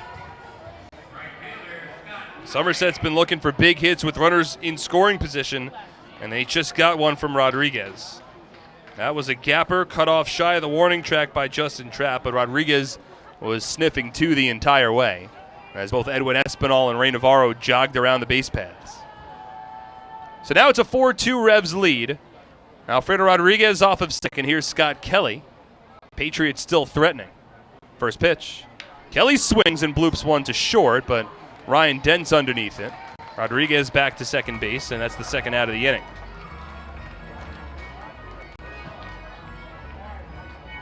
So Kelly 0 for 2, now Jovan Gonzalez.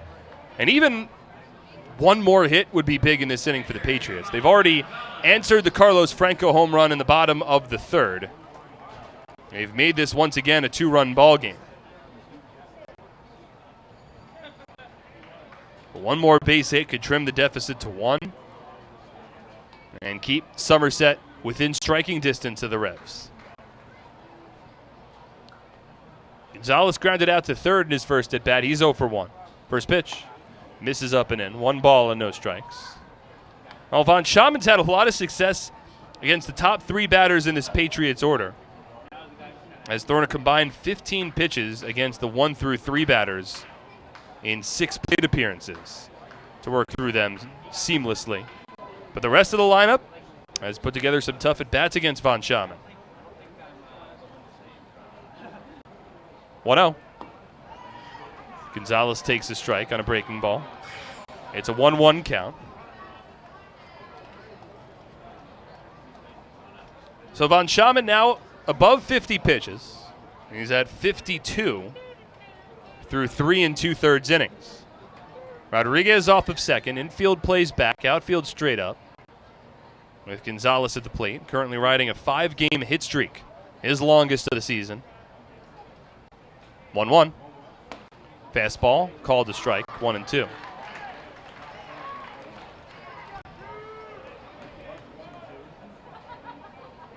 Yovi has his batting average up to 258 on the season with this 5-game hit streak.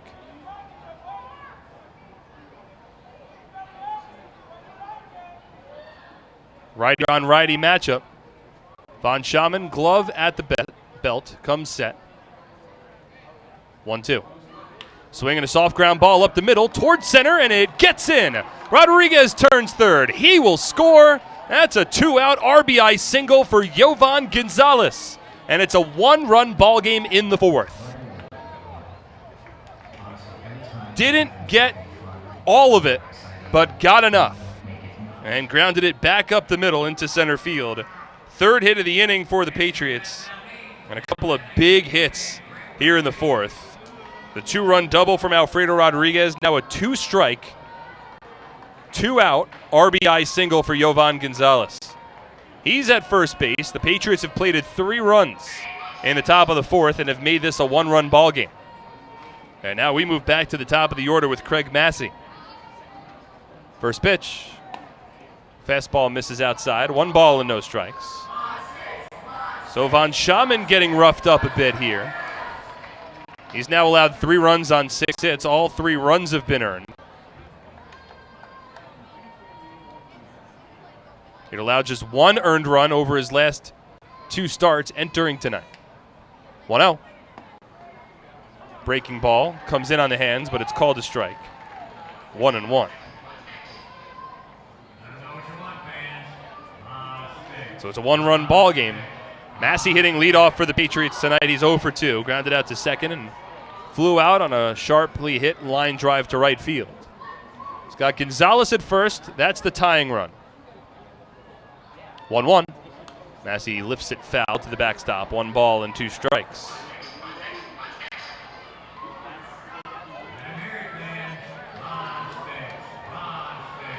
Every Patriot player at the top step of their dugout rooting on this team. Yes, it's been a tough stretch for Somerset, but it's a good clubhouse, and these guys care about winning. And a couple of big celebrations after that Jovan Gonzalez 2-out RBI single. Shaman will throw to first base, and Gonzalez back standing. See the 3 home runs on the year, all 3 of them in the game, and a road trip that wrapped up the first half of the season. Left-handed hitter against the righty Von Schaman. 1-2. Swung on and blooped foul over the backstop. And Massey stays alive as Von Schaman's pitch count continues to rise.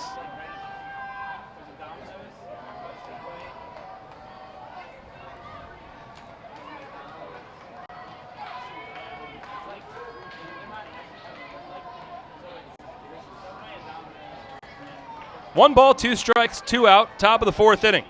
Jovan Gonzalez off of first base. Craig Massey at the plate. Here's the pitch. Fastball, called strike 3. Massey takes it at the knees, and the inning is over. However, the Patriots with no errors and a runner at first base. We move to the bottom of the 4th inning. Now it's a 1-run ball game. Revs lead 4-3 on SPN.TV, 1450 WCTC, and WCTCAM.com. Attention New Jersey camps, it's time to start thinking about your summer schedule and field trips for your campers.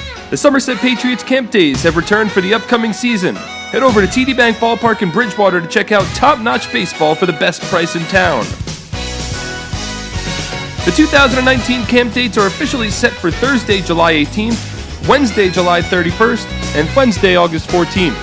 The Patriots are welcoming camps with groups of all sizes to come out to the ballpark to enjoy America's favorite pastime.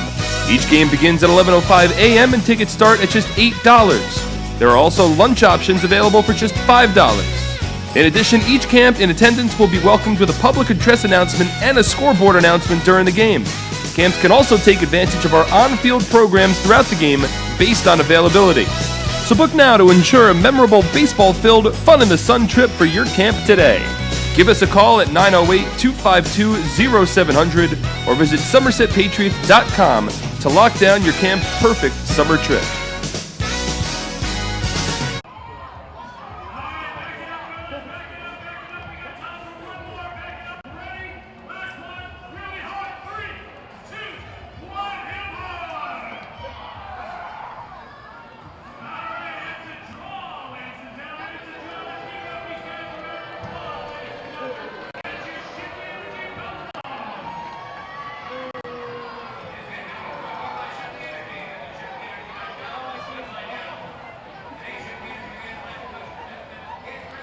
Bottom of the 4th inning from York, Pennsylvania. This now a 1-run ball game. Somerset Patriots plating 3 runs on 3 hits at the top of the 4th against Duke Von Schaman. A 2-out RBI single from Jovan Gonzalez, a 2-run double from Alfredo Rodriguez has made it a 1-run score. And now Vince Molesky comes back on the mound. It'll be Ryan Dent and then the top of the order for the Revolution in this 1-run ball game. Dent hit a base hit in his first at-bat. He's 1 for 1. Molesky at 69 pitches through his first 3 innings. Back on the bump here for the 4th. First one to Dent, a breaking ball, and it's taken for a called strike, 0-1. This now a big inning for Molesky. Patriots have a bit of momentum. They need to hold this. The fastball to Dent's taken for a strike, 0-2. It's not an easy Revolution lineup to navigate. But if you could at least throw a 0 on the board here in the bottom of the 4th and give this team an opportunity to hit, trailing by just a run in the 5th, it would be big, as Dent swings and misses at a breaking ball, strike 3. 4th strikeout of the ballgame for Molesky. Made Dent look foolish on that 0-2 offering, and there's 1 away. That'll bring us back to the top of the order with Justin Trapp, who does not have the same walk-up music that he had last year. And that's a bit disappointing. I'll have to talk to him after the game about that. First pitch, the trap. Fastball, called a strike, a delayed call, and an 0-1 count. I mean, last year when Justin was playing for the Patriots, he had that song that just went trap, trap, trap. And it was quite noticeable, and it worked perfectly because of his last name. 0-1's taken low. 1 ball and 1 strike. And a lot of fans at TD Bank Ballpark really enjoyed it. It was recognizable. It made sense. It was catchy. But I didn't hear that trap song when he stepped to the plate just now. 1-1. Swing and a miss. Another nice breaking ball from Molesky. 1 ball and 2 strikes. I guess with a change of scenery can come a change in music as well.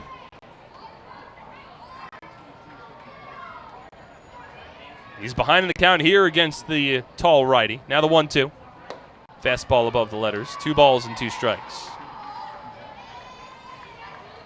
Molesky's allowed 4 runs to this point.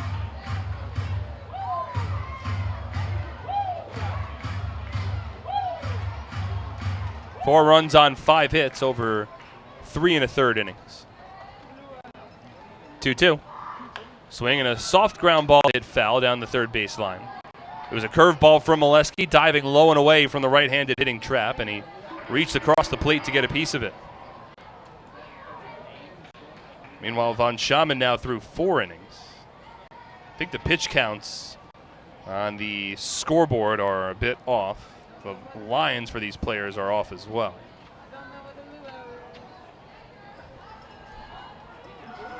As Trapp swings and misses at a breaking ball, strike 3. Back-to-back strikeouts for Vince Molesky, both coming on breaking balls. All 5 strikeouts for Vince tonight have been on that breaking ball. It's had a good amount of movement. It has been sharp. There's only been 1 mistake on the breaking ball from Vince to this point. He hung it in the air against Carlos Franco, who had a 2-run home run in the 3rd inning. But now 2 out, nobody on. Here's James Skelton.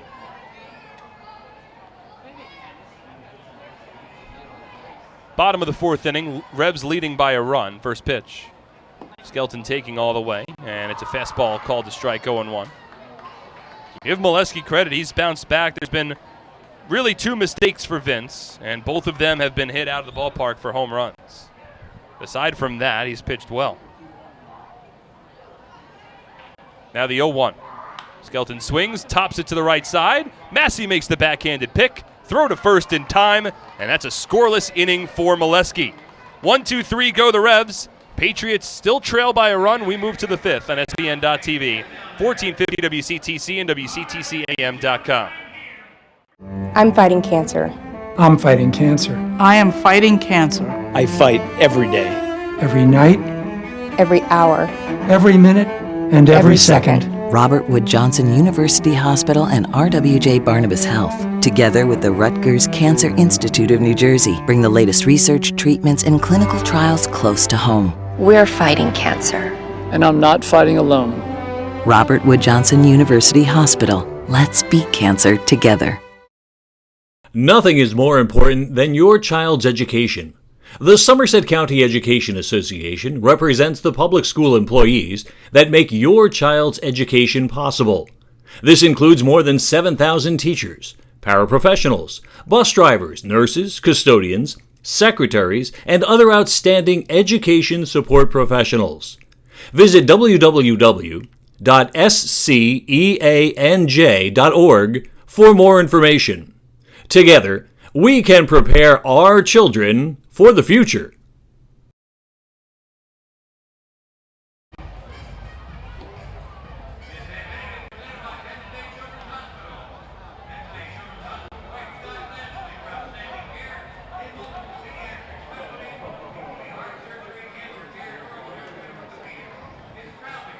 Fans get updates on the team ticket specials and upcoming promotions with the Patriots Blast. Text Somerset Patriots, that's one word, to 22828 to get signed up today. Comfort, privacy, and a panoramic view of the action are what you and your guests will enjoy as you take the game to private suites. Suites are available for single-game rentals or partial season plans and accommodate between 30 and 40 guests. Call the Patriots Group Sales Department at 908-252-0700 to book your suite today. So Somerset can play with a little bit of momentum now in the top of the fifth inning. It's a one-run contest. 4 runs, 5 hits for the Revs, 3 runs, 6 hits, and 1 error for the Patriots. Somerset plated 3 runs in the top of the 4th inning. And now step back to the plate in the top of the 5th after Vince Molesky tossed a 1-2-3 inning. Justin Pacioli leads off. 2-3-4 due up. First pitch. Taken for a called strike, 0-1. Pacioli's 0 for 2. Flew out to center in the first, struck out swinging in the third. 0-1. Inside, almost hit Pacioli as he jumped out of the way. 1 ball and 1 strike. It's a great game for Pacioli yesterday. Had 6 plate appearances. He reached base 5 times. Went 2 for 3. Had an RBI, 3 runs scored, and a stolen base. 1-1. Swings and softly grounds one towards short. Coming in's Dent, scoops it up, throws to first. It beats Pacioli. And that's the first out of the inning. Not a great jump out of the balls there.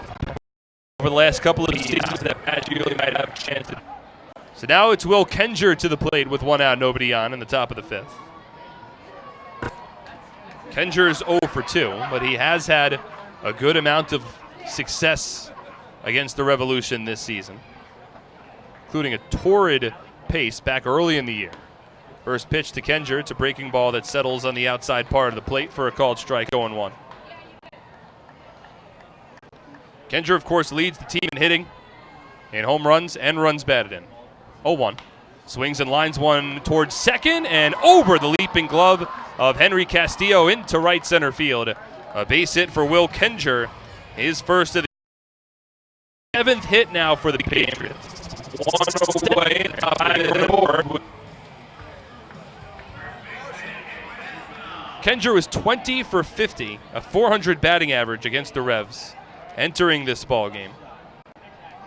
Includes a 4 for 5 performance with a couple of runs batted in back on May 6th. So he's got a hit tonight.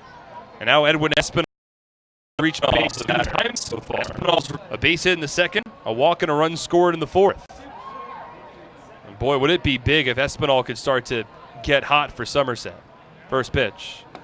Takes a breaking ball. It's called a strike. No balls and 1 strike. Yesterday, twice so far today. He's consistently hit in the middle of this Patriots lineup. The production hasn't been there over the last month or so, but if he could start to add some big pop in the middle of this order, that would go a long way for Somerset. 0-1. Swings and grounds one down the third baseline, foul. And El Poco falls behind 0-2. We've been saying the nickname El Poco all season long. He also goes by El Nino, if you're tired of calling him El Poco. Both of them, I don't speak Spanish very well, both of them basically surmise to the same thing. El Poco is the little one.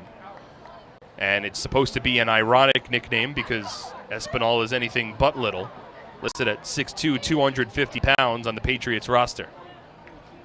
He's behind in the count, 0-2 with 1 out, and Will Kenger at first base. Somerset trailing 4-3. Von Schaman comes set. Here's the pitch. Breaking ball misses low. Espinal keeps the bat on shoulder and gets a couple of nice rounds of applause from his Patriots teammates down the third baseline, recognizing that's a pitch maybe over the last couple of weeks that Espinal chases, but kept the bat on his shoulder there. Brett Jody was happy to see that. Yovan Gonzalez, one of the more vocal leaders on this team at the top step of the dugout, also cheering on his teammate. Von Schaman slowing down his pace, and now Espinal asks for time. I mean, the Patriots have guys in the middle of the order that can produce these big numbers. Just haven't been there over this tough stretch, but you know, these are the guys that are going to turn around the season. They're in the clubhouse right now. Von Schaman will throw over to first, and Kenger back standing. When you have Espinal, Kenger, Ullman, and Jimmy Paredes. Paredes remains out with a finger injury, but he took batting practice today, and there's a chance he could return before the end of this Revolution series. So there's a lot of big names and a lot of big bats in the lineup. They just got to start to produce a little more. And now Von Schaman steps off again.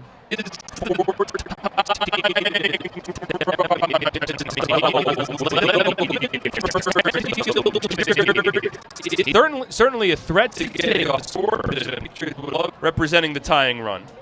Kenger's held on at first base by Isaias Tejeda. Rest of the infield for the Revs plays at double play depth. Now the 1-2. Swinging a ground ball to the left side. Dent bobbles the backhand. Ball finds the ground. His throw to second isn't in time. Espinal safe at first. And the Patriots have runners at first and second.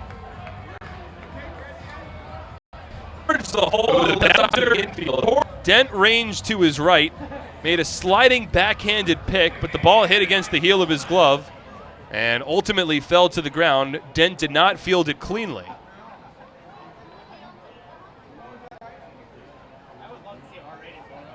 And when he collected the ball, he threw it onto second base, but Kenger had already gotten to the second base bag.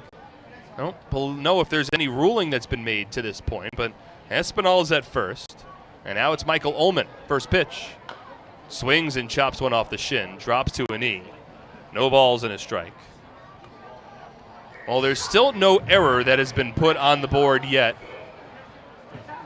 over in left field. I believe they've given Edwin Espinal an infield single because that was a tough chance for Dent.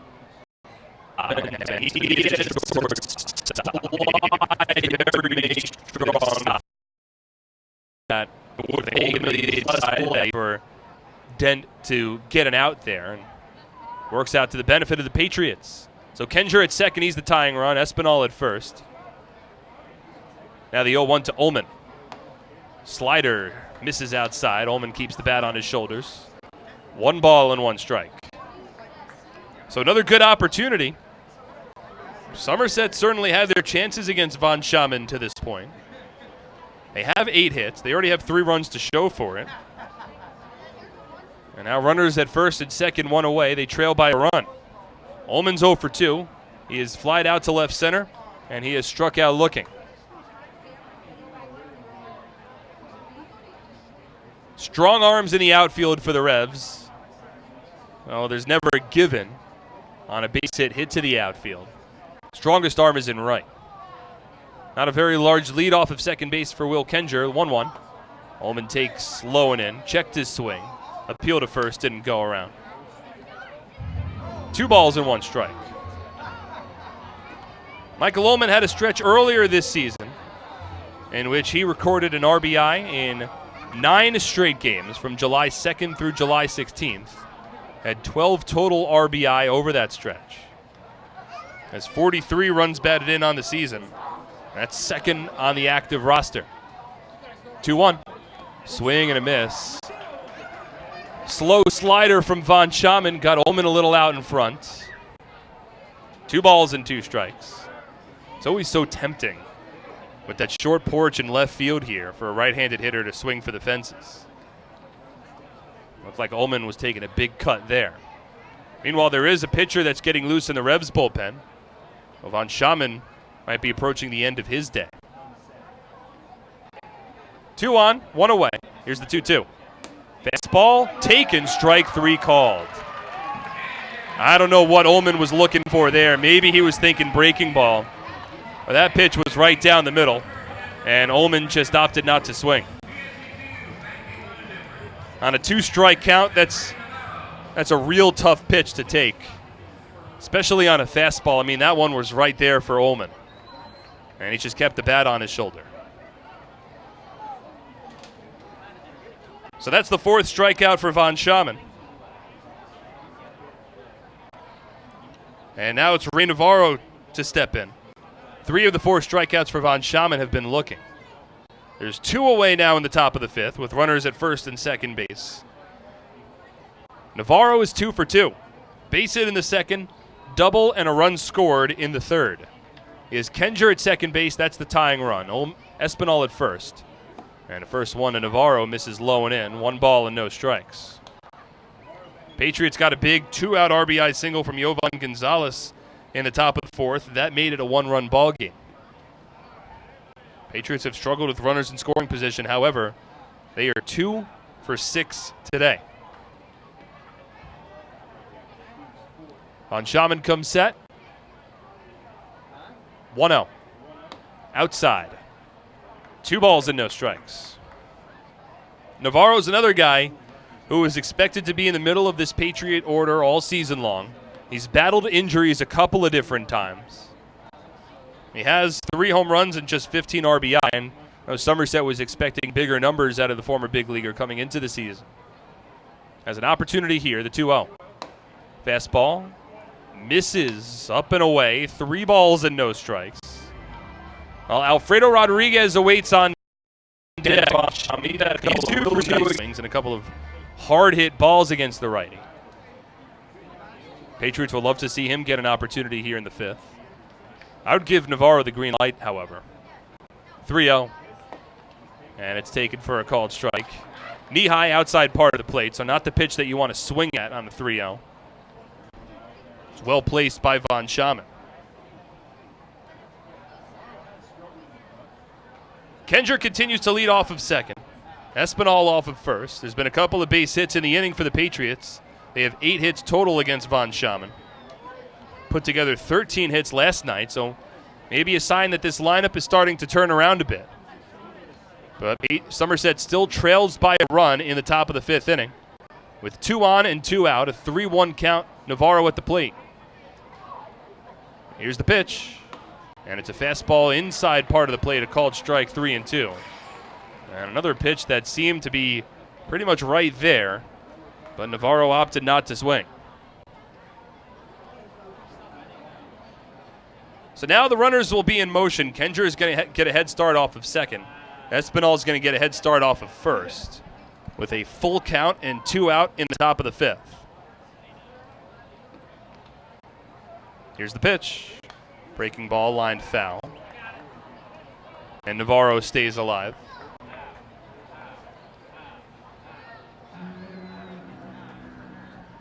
Not a big crowd on hand at People's Bank Park for today's ball game. First of 4 between the Patriots and the Revolution.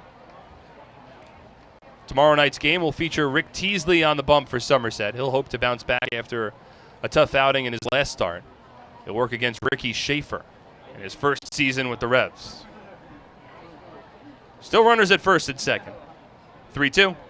Navarro swings and slices one on the ground towards third. Racing against Franco. He can't make the barehanded pick. Now Kenger racing home from third, and he scores. Third. All over to Patriots.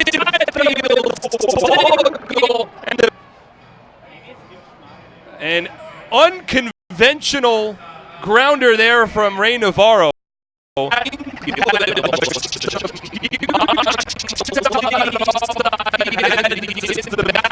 Franco, third baseman, could collect it cleanly. And after for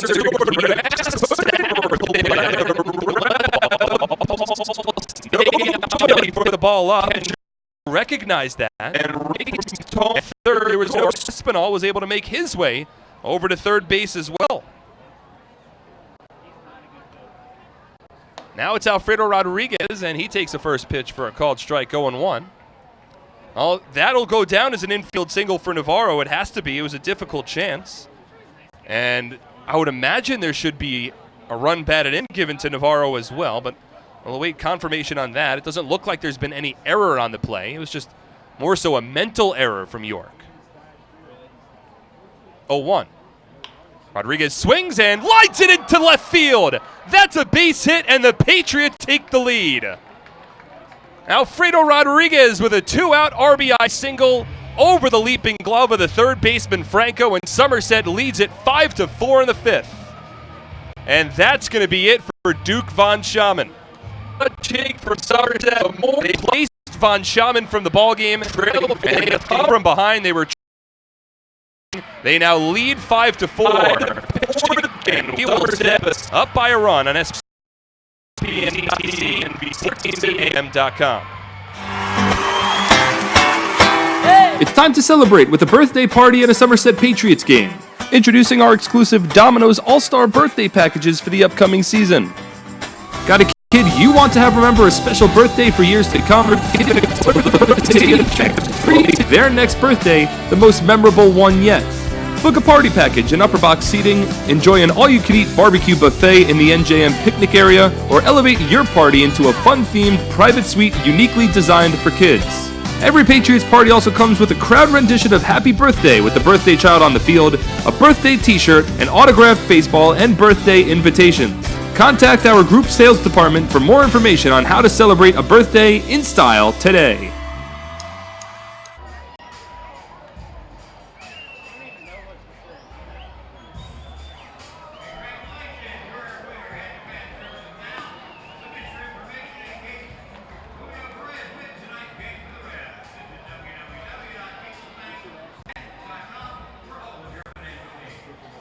Looking for a great deal on a car? You'll score big savings at your Tri-State Ford dealer, proud sponsor of Somerset Patriots baseball. Visit TriStateFord.com for more information today. HealthQuest, a top 100 health and fitness club in the nation, is right here in our community, conveniently located on Route 31 north of the Flemington Circle, and open 7 days a week. HealthQuest proudly serves all of central New Jersey. At HealthQuest, it's not just another day at the gym, it's a lifestyle. Visit them today and start your journey to becoming HQ Fit. There's a new pitcher on the mound for the York Revolution with 2 out and runners at first and second in the top of the 5th inning. It's the righty Julio Perez who has taken the mound here. Duke Von Schaman chased from the ballgame. Von Schaman throws 4 and 2.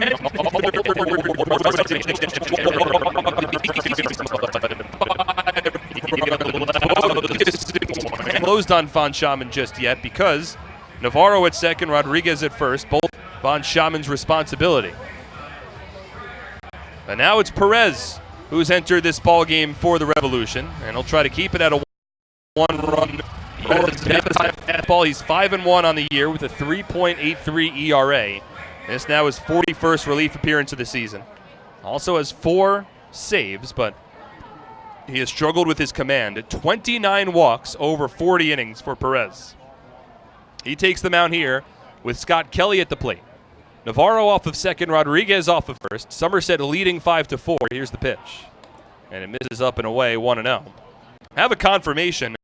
The Ray Navarro can't give an error to anybody. It was a tough chance for Franco, and then the Revs just opted not to pick the ball up. So there's no error, just a mental error. 1-0. Kelly takes up and in. 2 balls and no strikes. So Navarro gets an RBI on an infield single that went about 75 feet, scoring a runner from second base, which you don't see every day. And then Alfredo Rodriguez chased Von Schaman with a soft line drive just over the third baseman Franco to score Espinal. 2-0. Taken for a called strike, 2-1. Back 2-out RBI single for the Patriots. They have 3 2-out RBI singles, which is huge. Now the 2-1 to Kelly. Swung on and skied in the air out towards shallow center. And it should be playable for Trapp. He's underneath it. He makes the catch, and the inning is over. However, the Patriots, they bring 7 batters to the plate. They score 2 runs on 4 hits, no errors, and 2 runners left on base. Somerset in front, 5-4. We're halfway home on SPN.TV, 1450 WCTC and WCTCAM.com. 2, 3, 4! Nailed it! Now let's go play some Quick Draw. Quick Draw! Nothing beats the draw of Quick Draw, the game with over 40,000 daily winners. Find a place and bring your...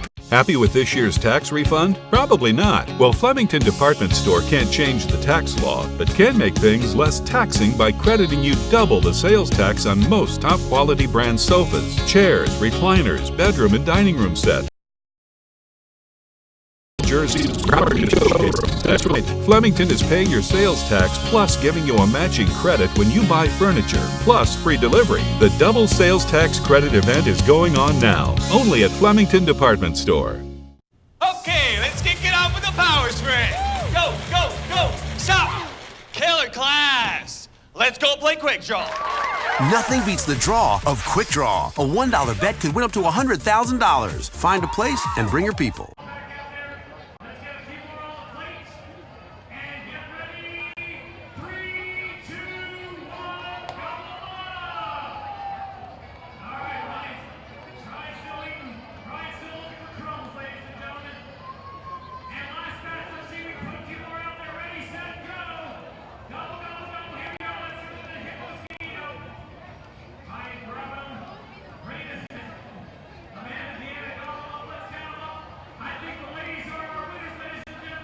Ideacom is now offering businesses free VoIP phones. With Ideacom, you can reduce your phone bill, work from anywhere, and enjoy local support. The guys today by visiting their website, ID-NJ. Somerset is in front. They have scored 5, and this team playing with a lot of heart, a lot of emotion tonight. I know a lot of you can't see it. Some of you who might be tuned in to SPN.TV can. For those of you that are listening on 1450 WCTZ, I hope I'm conveying a lot of clapping, a lot of encouragement, and this is an important one for Somerset. Vince Molesky's back on the mound. Telvin Nash leads off, and the first pitch from Vince taking low and in. 1 ball and no strikes. Simply put, the Patriots were swept in their last series against the York Revolution. In fact, Somerset has now lost 6 in a row against the Revs, entering today's ballgame. 1-0. Fastball misses inside. 2 balls and no strikes. So the Patriots, they're a proud team. They're sick of losing, not only to the Revs, but in general.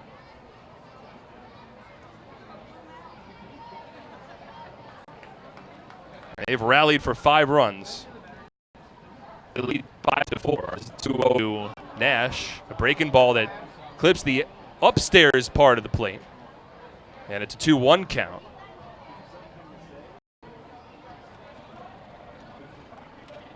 So now this another big inning for Molesky. He did his job in the bottom of the 4th. Needs to do it again here in the 5th. 2-1. Fastball misses low and in. 3 balls and 1 strike. And he's got to do it against the heart of this Revolution lineup. Patriots plated 3 runs in the top of the 4th. Molesky just worked a 1-2-3 bottom of the 4th inning, striking out a pair.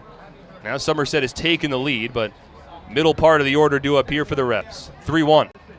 Breaking ball, check swing. Nash didn't go, and that misses low, ball 4. A leadoff walk to Telvin Nash. And Brett Jody asking where that pitch was, but he's not really going to get an answer because the automated balls and strike system doesn't tell you where a pitch missed. It just indicates to the umpire that it was either a strike or a ball. It doesn't say that it's low or outside or inside. So Brett getting a confirmation right now. He's exchanging some words with the home plate umpire, Derek Moshe. He's asking if it was called through the earpiece. And Moshe trying to communicate with Brett. And Moshe shaking his head up and down, saying that pitch was called through TrackMan, not through Moshe's own doing. So it's Nash at first base. That's the 4th walk allowed by Molesky today. Here's Isaias Tejeda. And the first pitch to Tejeda taken for a called strike. Clips the outside part of the zone and an 0-1 count.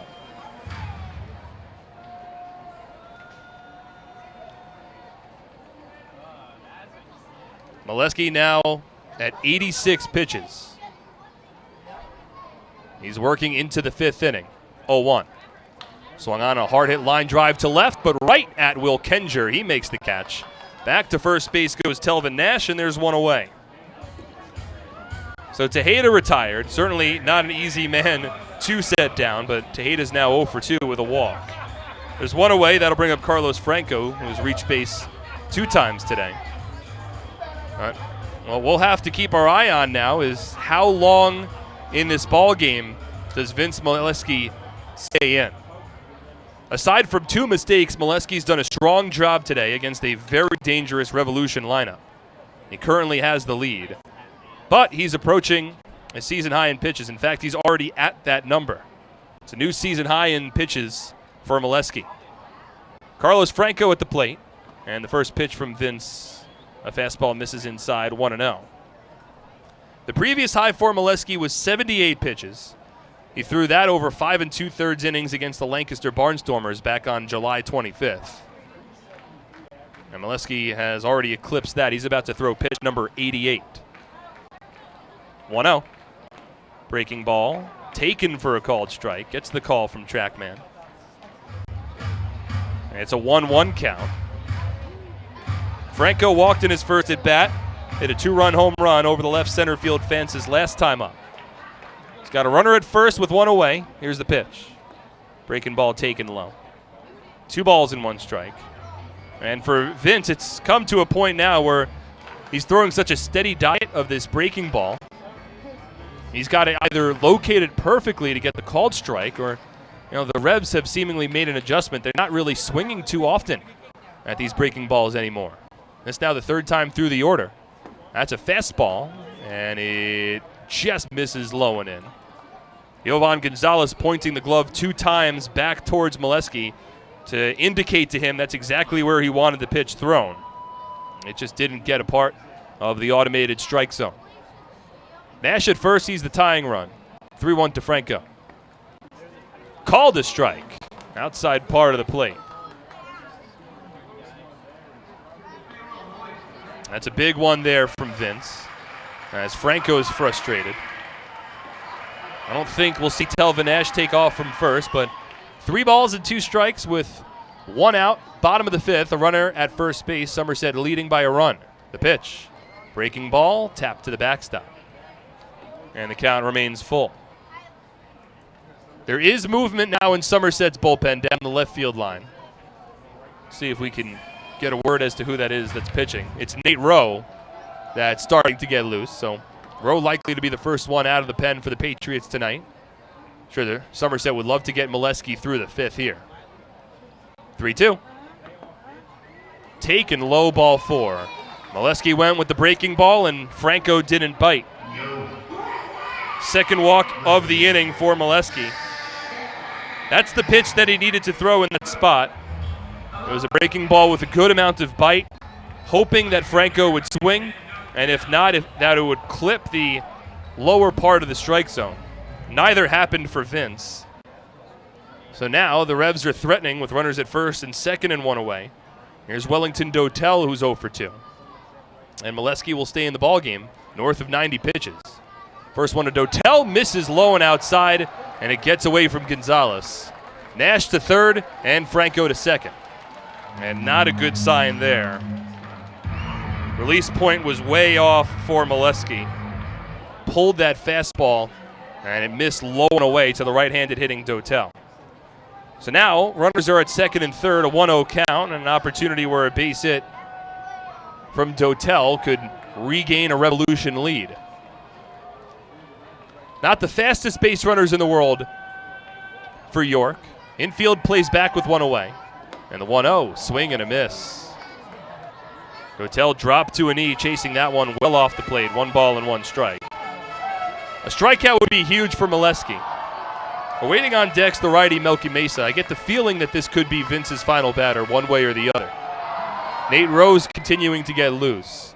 But Molesky's already thrown a season high. He's about to throw pitch number 96.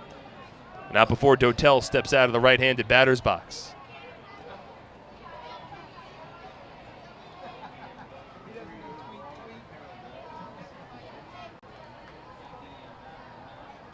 Runners at 2nd and 3rd, the 1-1.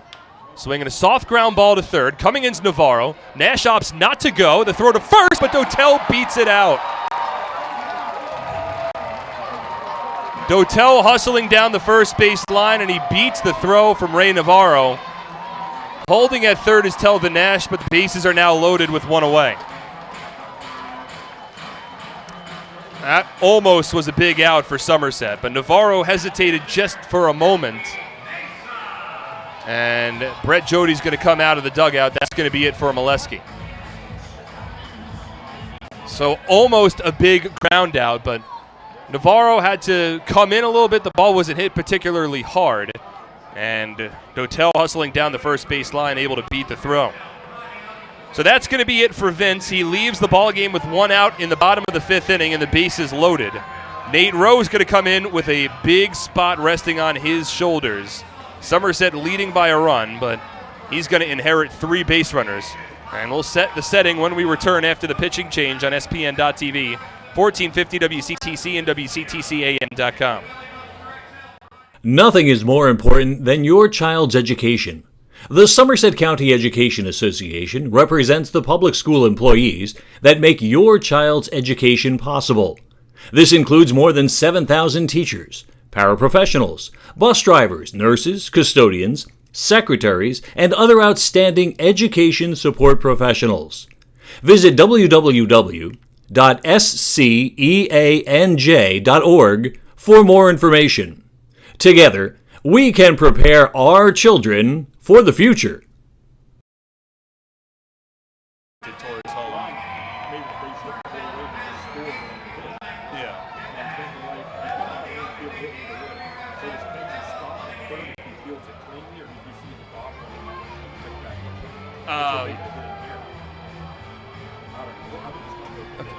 Okay.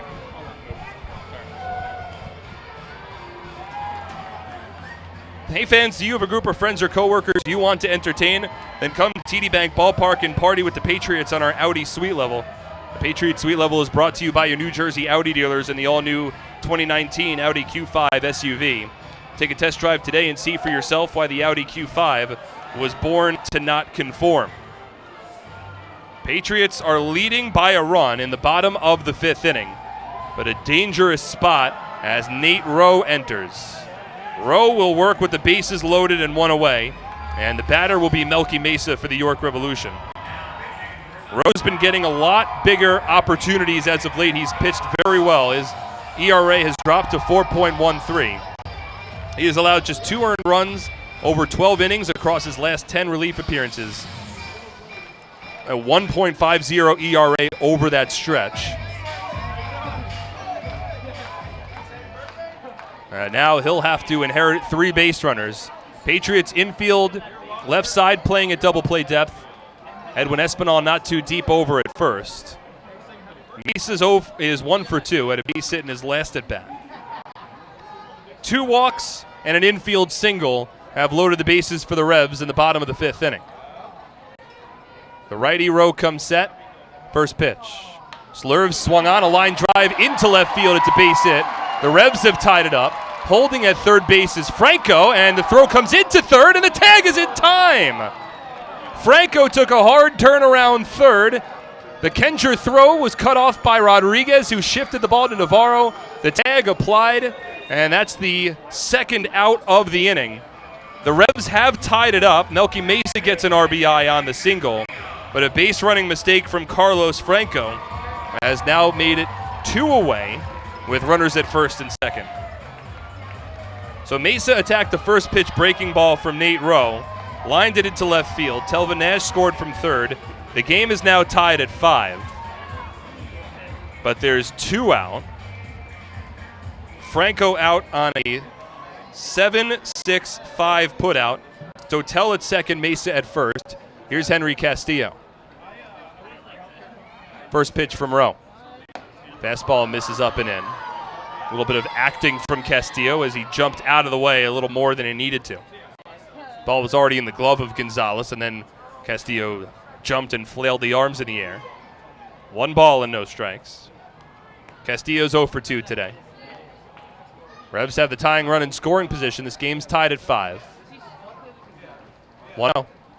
Swinging a hard hit ground ball to second, scooped up by Massey. Soft toss on to first, and the inning is over. So one of the inherited runners score, but ultimately the Patriots will take that. It's a tied ball game. 5 5s are scored. We head to the 6th on SPN.TV, 1450 WCTC and WCTCAM.com.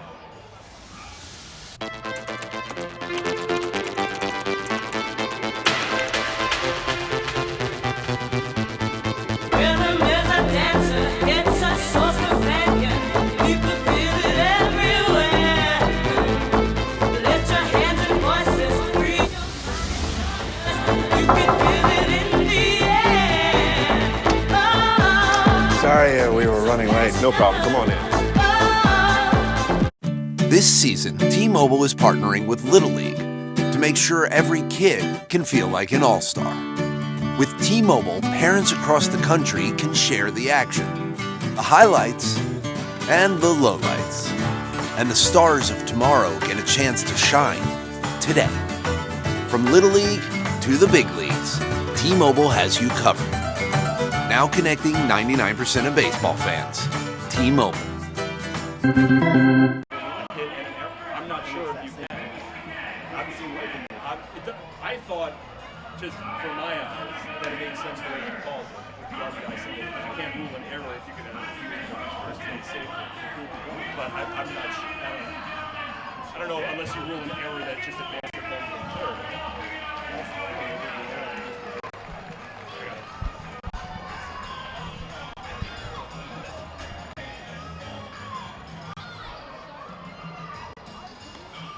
Turn a double play with NJM Insurance Group's bundle and save discount. Get started with an auto insurance quote at njm.com. This isn't just insurance, it is NJM. For complete family eye care, go where the Patriots go. See Dr. Ibir Ehrlich and Dr. Martin Storbeck at the Bridgewater Optometric Center located in Pearl Vision at the Somerset Shopping Center. Bridgewater Optometric Center, the official eye doctor of the Somerset Patriots.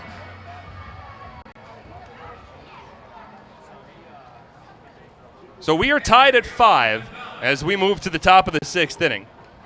Melky Mesa with an RBI single. But that's all that the Revs get after loading the bases. So the book is closed on Vince Molesky. We'll get to that line in a moment. There's been a conversation brewing in the press box of whether or not Ray Navarro should have an RBI from that infield single in the top of the 5th. We'll get to that in a moment. Julio Perez remains in the mound for York, and the first pitch to Yovan Gonzalez, a called strike, 0-1. It's Gonzalez followed by Craig Massey and Justin Pacioli. 9-1 and 2 batters due up for the Patriots at a tied ball game in the top of the 6th inning. Perez comes set, and the 0-1. Gonzalez swings and misses. No balls and 2 strikes. We have a couple of final lines. First, the final line for Duke Von Schaman. Starting pitcher for the Revs, he allows 5 runs, all earned on 10 hits, 1 walk and 4 strikeouts. Over 4 2/3 innings of work. 0-2. Inside, almost hits Gonzalez. He's saying that it did, and he will be awarded first base. So Perez missed with a fastball inside. It went to the backstop, but it grazed Gonzalez, and the Patriots have a leadoff base runner via a hit by pitch in the top of the 6th. Second time that Gonzalez has reached base today. Quickly, also the final line for Vince Molesky. He goes 4 1/3 innings, short of qualifying for the win. Allows 5 runs. All of them are earned on 6 hits, 5 walks, and 5 strikeouts. Now Craig Massey steps in, first pitch. Taken low and in as he jumps out of the way. 1 ball and no strikes. So a tough end of the night for Molesky. He left with the Patriots leading, 3 runners on base, and only one of the inherited runners came around to score. So 5 earned runs given up by Molesky in his 5th start of the season. Now the 1-0. Massey swings and grounds a double play ball to second. Castillo to Dent, turn throw to first, but Massey beats it out. And it's a fielder's choice. And Craig exchanges spots with Yovan Gonzalez at first base in exchange of an out. Slowed down there from the little 2 steps. He runs well. He also brings out of the box, and every ball he puts in play. And not hit hard enough. Dent, no, rather Castillo at second base sat back, shifted it over to Dent, covering the second base bag for the first out. But with Massey's speed, he's a tough guy to double up. So runner at first. Massey is an aggressive base runner. I wonder if he'll think about trying to swipe a bag to get into scoring position here in a tied ball game. It's Justin Pacioli stepping in, first pitch. Patch takes a breaking ball for a called strike, 0-1. Pacioli 0 for 3. Top of the Patriot lineup has struggled It's been the middle of the order that has gotten the job done, and a little bit towards the bottom part of the order as well. Navarro's 3 for 3 with a run scored and a run batted in. Alfredo Rodriguez is 3 for 3 with 3 RBI. 0-1. Pacioli swings, bloops it out to center. Coming in's Trap, and he plays it on a bounce. A base hit for Justin Pacioli is leverage the game. Of the now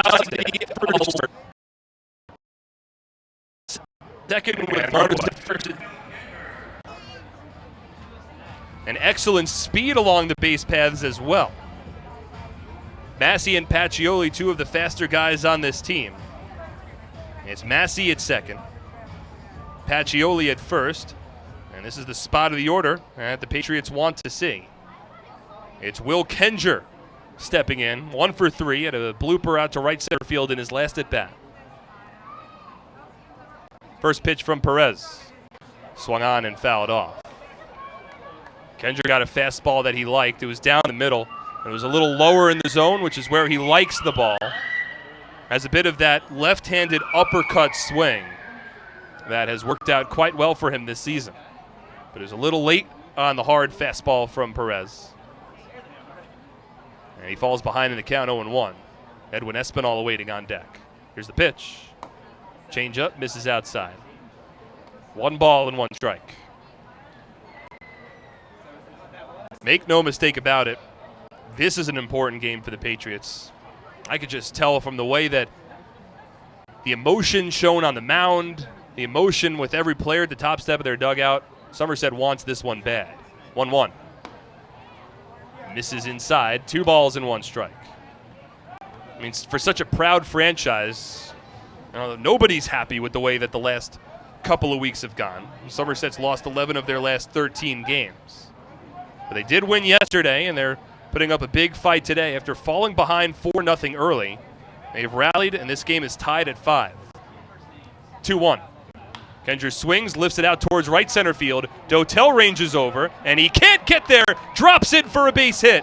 Rounding third base is Massey. He'll score. Pacioli stops at third. Kenger on to second. That's an RBI double, and the Patriots are back in front, 6-5 in the 6th. Kenger gets the job done. That's his second hit of the ball game. Somerset hitting quite well with runners in scoring position today. A number of clutch base hits. That one deposited in right center field in between Dotel and Trap. Pacioli held up at third base, but an RBI double for Will Kenger, and Somerset back in front 6-5. And now Edwin Espinal, the batter. And it looks like the Revs are going to bring the infield in. Espinal's reached base 3 times. Had an infield single in his last at bat on a ground ball hit to short. He's 2 for 2 with 2 runs scored. Pacioli with excellent speed at third. Espinal's job, get the ball to the outfield. First pitch. It's a fastball, and it's taken for a called strike, 0-1. Every insurance run is massively important for the Patriots in this ball game. Going up against a Revs team that is easily the best lineup, best offense in the Atlantic League. A 1-run lead might not get the job done. 0-1. Up and in, almost hit Espinal. The ball got away from Skelton, wound up falling back towards the plate. Espinal's all right. He spun out of the way. 1 ball and 1 strike. Skelton almost caught the ball, and the ball sort of popped out of his glove. He didn't know exactly where it was, but it was right on top of home plate. So it's a 1-1 count. Pacioli at third, Kenger at second. First base is open, and the Revs have brought the infield in. Espinal can hit the ball so hard. Hope that he just puts the ball in play, ideally to the outfield, with Pacioli's wheels at third. Somerset leading 6-5. 1-1. Fouled off down the right field line, out of play. 1 ball and 2 strikes.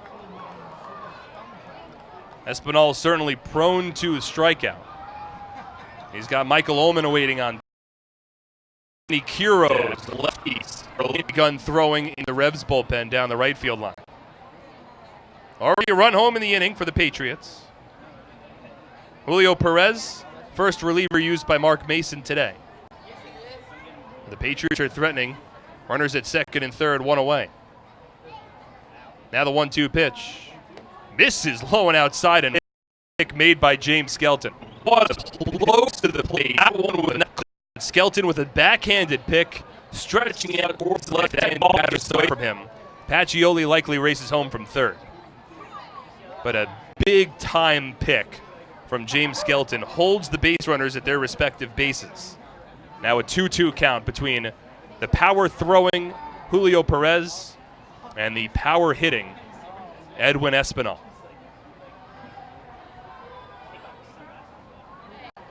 Perez stares into Skelton, now comes set. Glove rests at the chest. Here's the 2-2. Check swing on a ground ball. That pitch would have missed up again. Espinal checked his swing, certainly didn't go around, but the ball found the bat, and it remains a 2-2 count. Perez throws hard. He has a fastball that could touch the mid-90s, but hasn't been incredibly accurate. He's already hit a batter this inning and has nearly thrown 2 wild pitches during this Espinal at-bat. Infield remains in with excellent speed along the base paths for Somerset. First base open. Now the 2-2. Taken low. A good take from Espinal. And that runs the count full to 3 balls and 2 strikes.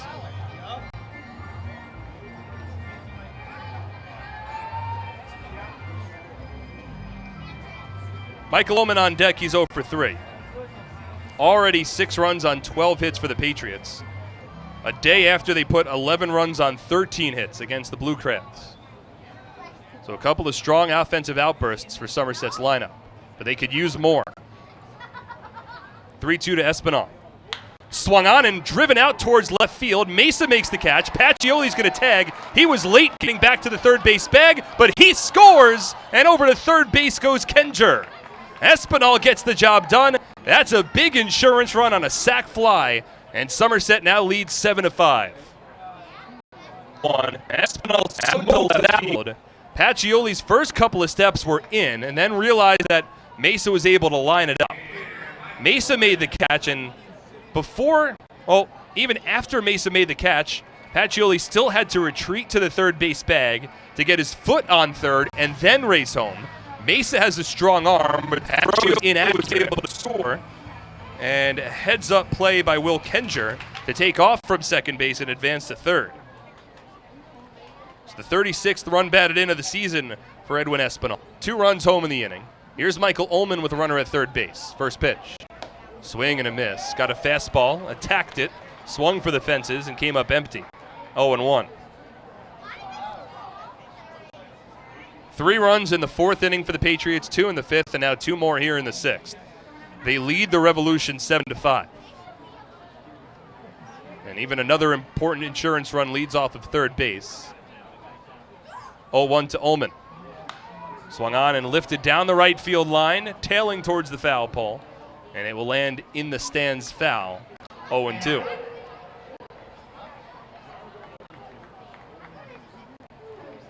Ullman, one of 3 players in this Patriots lineup that has yet to reach base safely in tonight's ballgame. He's 0 for 3. He has struck out twice, both times looking, both times against Revs starting pitcher Duke Von Schaman. He's behind the count here, 0-2, against the hard-throwing righty Julio Perez.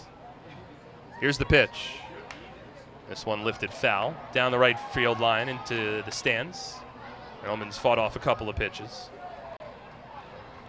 The lefty Orleni Quiroz has continued to get loose. Meanwhile, there's nobody warming up in the Patriots bullpen. I would imagine we'll see Nate Rowe on the mound for the bottom of the 6th, with Somerset leading. Perez about to throw his 26th pitch of this relief effort. But not before Ullman steps out of the batter's box. Ray Navarro waits on deck. He's 3 for 3. In the hole is Alfredo Rodriguez. He's 3 for 3. 0-2. Swung on, popped up along the infield. Coming in is the shortstop, Dent. He makes the catch, and the inning is over. But 2 more runs on the board for the Patriots. Coming across, 2 hits, no errors, and a runner left on base. Somerset in front, 7-5. We head to the bottom of the 6th on SPN.TV, 1450 WCTC and WCTCAM.com. I'm fighting cancer. I'm fighting cancer. I am fighting cancer. I fight every day, I fight every night. Every hour. every minute, and every second. Robert Wood Johnson University Hospital Somerset and RWJ Barnabas Health, together with the Rutgers Cancer Institute of New Jersey, bring the latest research, treatments, and clinical trials close to home. We're fighting cancer. and I'm not fighting alone. Robert Wood Johnson University Hospital Somerset. Let's beat cancer together.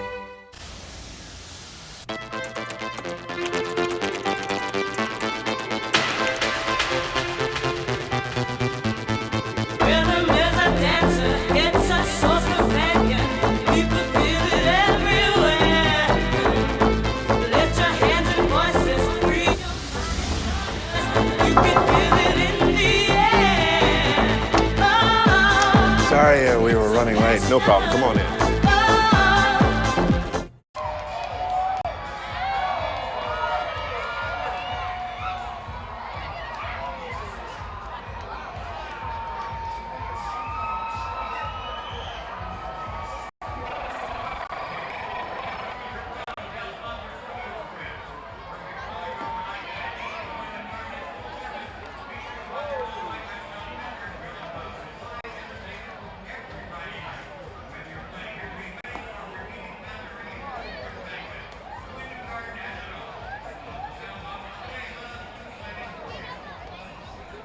The Somerset County Education Association supports the outstanding public school employees that make your child's education possible.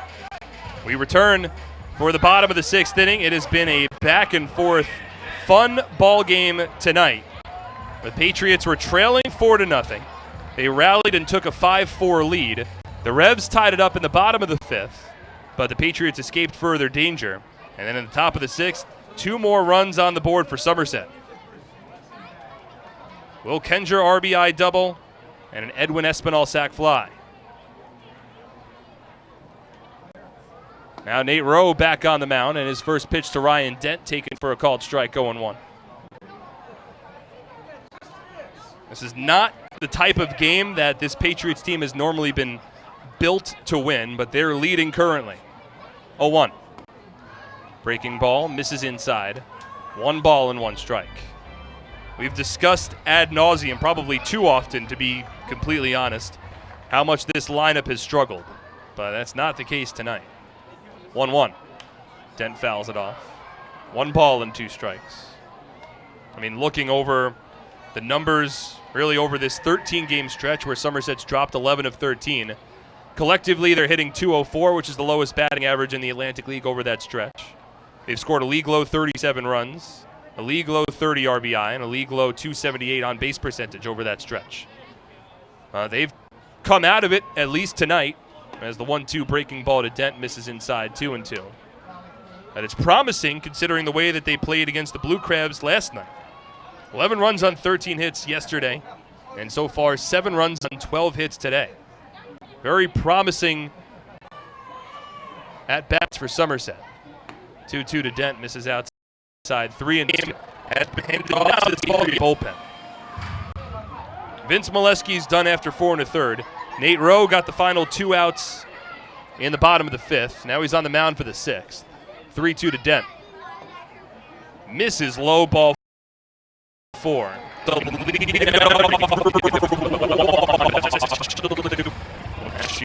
When you're leading and it was the ball find a way to come around to score. And that's the 6th walk allowed by Patriots pitchers today. That'll bring us back to the top of the order in Trap. Dent, not much of a threat along the base paths. He's 0 for 1 in stolen base attempts this season. Trap is a threat. First pitch. Fastball taken for a called strike, 0-1. Somerset as a team do not walk many batters. They've only allowed 216 walks as a team this season. That is easily the least amount of walks given up by any team in the Atlantic League this year. 0-1 from Rowe. taken for a called strike. Rowe picks the lower part of the strike zone on a fastball 0-2. Most walks allowed by the Patriots in a game this season was 5. They had done it multiple times until today. They've now walked 6 batters. It's a new season high. Rowe ahead in the count. The 0-2. Fastball misses up and in. One ball, get it. This is a dangerous Revs lineup, and in this ballpark with these bats on a warm summer evening where the ball can carry, you want to be careful. You don't want to give these guys pitches to hit. They've already hit 2 home runs tonight. So the Patriots have tried to pick around the strike zone. As Rowe steps off and stares the runner at first, Ryan Dent, back towards the base. Somerset leading 7-5. Runner at first base, nobody out. Bottom of the 6th inning. This game has been fully given to both bullpens. 1-2. Swinging a ground ball to short. Could be 2. Rodriguez to Massey. Turn throw to first. They got him. Double play. And there's 2 away in the bottom of the 6th. That's a big win killing. It erases the leadoff walk. Now 2 out, nobody on for James Skelton. And the thing with this lineup, so dangerous, you don't want the middle of the order bats to step in with runners on base. So that double play goes a long way for Somerset. Now 2 out, nobody on. James Skelton at the plate. With the way that this lineup has been hitting tonight, from a Patriots perspective, any 0 you can throw up on the board is big. Give them an opportunity to hit with the lead in the ensuing half inning. Skelton, a left-handed batter, and the first pitch from Rowe, taken for a called strike, 0-1. Skelton and Rowe were both teammates with the New Britain Bees a couple of years ago. 0-1. Slurve misses outside. 1 ball and 1 strike. Of course, Skelton had played parts of 2 seasons with the Patriots earlier in his career, but never played with the Patriots at the same time as Rowe. The 2 did play together on the New Britain Bees in 2017 and 2016. 1-1. Misses low. 2 balls and 1 strike.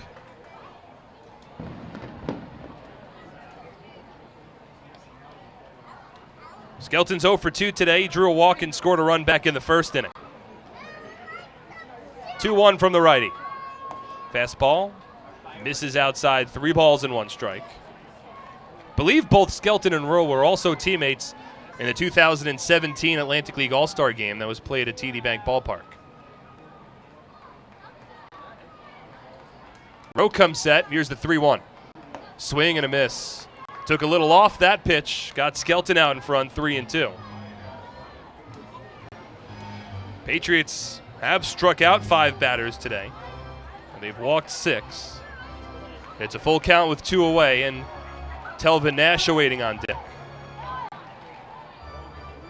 A rogue ball just made its way towards the infield, out of the bullpen down in right field, and Skelton just golf swung it away. Actually pretty impressive. 3-2 from Rowe. Taken low, ball 4. That's the 7th walk allowed by a Patriot pitcher today. Adds to a new season high. And now it brings up Telvin Nash representing the tying run. And that's always dangerous. Nash hit a 2-run home run back in the first inning. His 29th home run of the season. That leads the league by a considerable margin. He makes it look effortless when he's at the plate. 29 home runs is 10 more than the next closest player in the Atlantic League. David Washington ranks second with 19 home runs. Rowe versus Nash, first pitch. Fastball, called to strike, 0-1. Nash also now with 73 RBI, which is 9 more than the next closest player in the Atlantic League. Caleb Gindel of the Lancaster Barnstormers has 64. Nash has the power to tie this game with 1 swing, 0-1. Breaking ball misses low. Nash does not chase. 1 ball and 1 strike.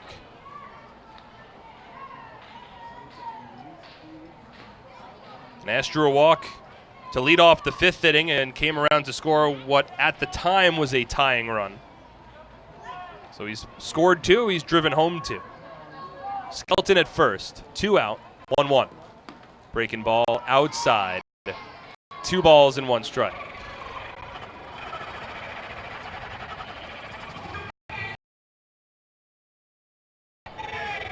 Big I would imagine this is probably his last inning. Cruz is throwing in Somerset's bullpen. It's a big spot in the middle of the order. 2-1. Fastball. Outside. 3 balls and 1 strike. The threat of this strong York Revolution lineup, I'm sure, has a big part to play. In the highest of the Patriots have walked this season. 3-1 down Roshan Rogers here. The pitch. Taken low, ball 4. That is the 8th walk allowed by the Patriots. It is the 3rd of the inning. Those 3 walks,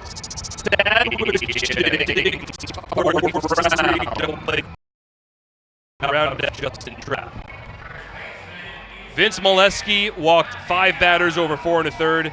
Nate Rowe has now walked 3 batters over his inning and a third to this point. Back to that 2 out, nobody out. Back 2 out walks to James Skelton. Isaias Tejeda. Tejeda, right-handed hitter. He's 0 for 2 today with a walk and a run scored. And he'll step off as Nate Rowe and Yovan Gonzalez work to get on the same page.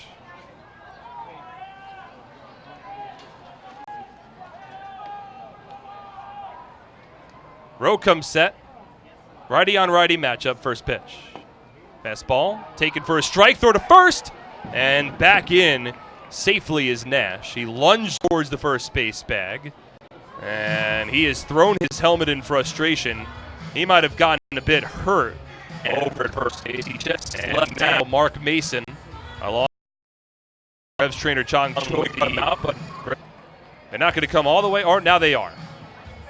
Nash shrugs them off, and both will return to the Revs dugout. Nash is an immensely important player on this Revolution team. Most dangerous batter in the middle of the order in the Atlantic League. So the last thing York wants to see is Nash go down with an injury. 0-1. Here's the pitch. Tejeda fouls it off. Now no balls and 2 strikes. Luis Cruz is loose. He is in the Patriots bullpen down the left field line. Awaiting on deck is Carlos Franco. So this should be Nate Rowe's final batter one way or the other. Whether it ends the inning here in the 6th or whether it ends his night and forces Cruz to come in the 6th. This will likely be it for Rowe.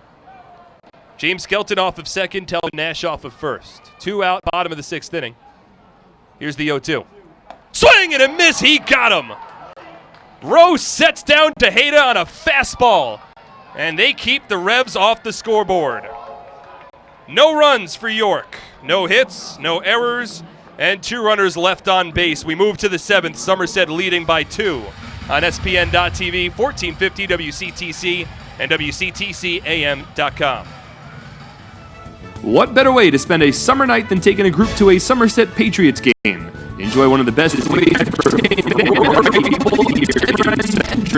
Groups of 30 or more receive $2 off the normal price per ticket, starting at just $8.50. These groups can participate in our on-field promotions, including a pregame performance, color guard, baseball buddies, field of dreams, or the 7th inning fun bunch. The Patriots also offer fundraising opportunities for groups of 250 or more for even larger discounts.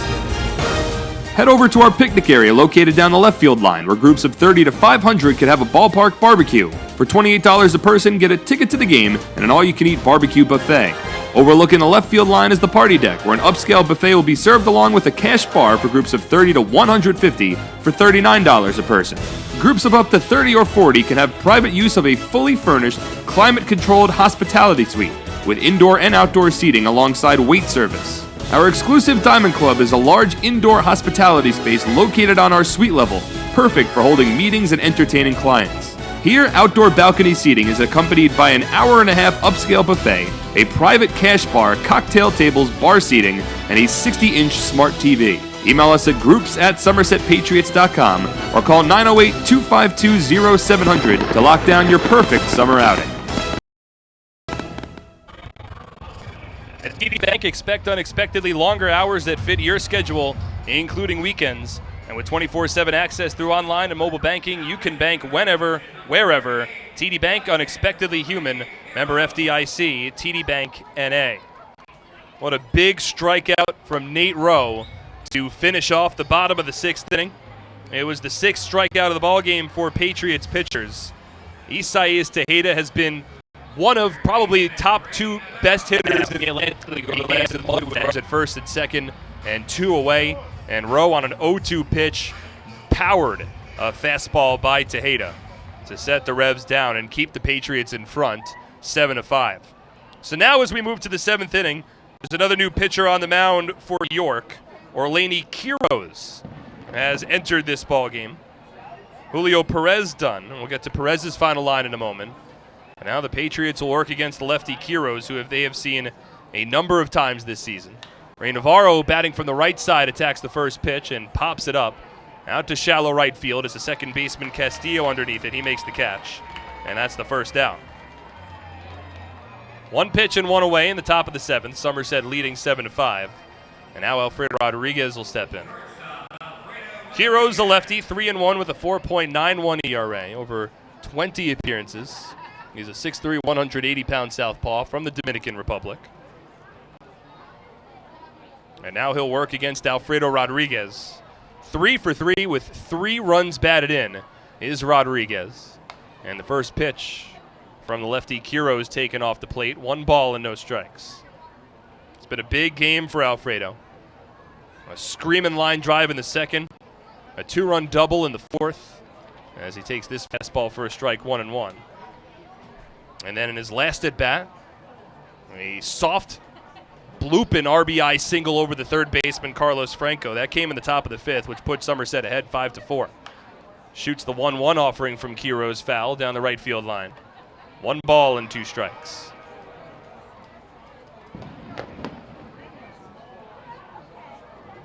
So a 3 RBI game for Rodriguez. He's had a 4 RBI game already this season.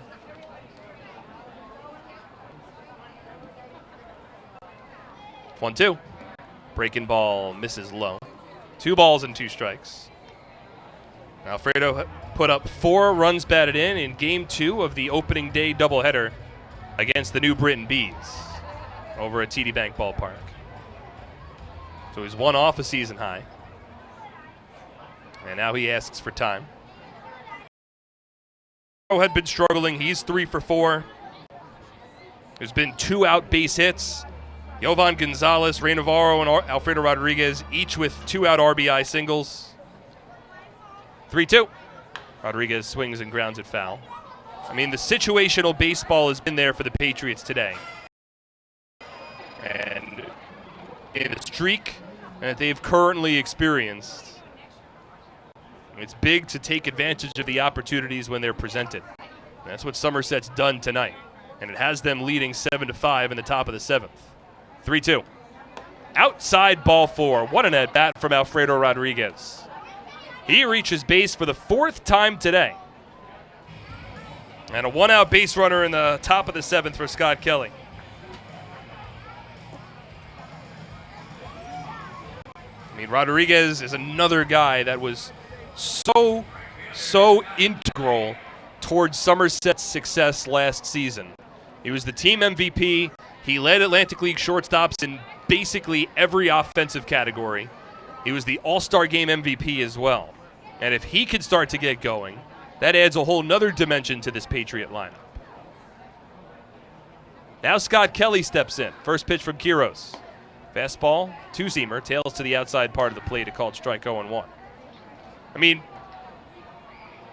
the players are on this roster. It's a collection of some new guys that had high expectations that might not have the numbers quite where the Patriots expected. And then some older guys that have been on this team for a couple of years that have put together big seasons before and are not quite hitting those same numbers this year. 0-1. Kelly swings and grounds one to short. Dent in front, scoops, throws to second for one. The turn won't be in time to first. So Kelly trades spots, a fielder's choice, and there's 2 away in the 7th. I mean, Rodriguez's numbers, I'm sure if you talk to him, he'll say that it hasn't been the season that he quite envisioned for himself. If you talk to Craig Massey, I'm sure Craig would say the same thing. Massey won the batting title in the Atlantic League last year, but he's hitting .230 entering today's ball game. Still has it in him. He's still a very talented baseball player, and the Patriots are still putting him in the lineup every day because they trust Massey, and they're waiting for the season to turn around. That's why Brett Jody said that there aren't going to be too many other guys outside of the clubhouse that are going to turn this year around. First pitch to Yovan Gonzalez misses outside 1-0. Now, granted, Somerset did make a signing earlier today. They brought in Teodoro Martinez, an outfielder who last year played for the Southern Maryland Blue Crabs, had a pretty strong season. And he split time between a couple of American Association teams earlier this year. 1-0. Misses outside. 2 balls and no strikes. And from my understanding, there's going to be a couple of pitchers that are added over the next couple of days to reinforce this bullpen as well. So there are some moves, but the nexus of this club is going to remain intact. These are the guys that need to turn this season around. 2-0. Gonzalez swings and drives one deep out to left. Mesa turns around. That short hops against the fence. Kelly hustling for third. Francoso's going to wave him home. Here comes the relay. Kelly scores, and Gonzalez caught in a rundown. Gonzalez will eventually be tagged out. As the ball has raced over to Carlos Franco, he applies the tag, but that is a 2-out RBI double from Yovan Gonzalez. It is an 8-5 Patriots lead as the 7th inning comes to a close. 1 run for Somerset. On 1 hit, no errors, and nobody left on base. Somerset leads 8-5. We'll stretch and head to the bottom of the 7th on SPN.TV, 1450 WCTC and WCTCAM.com.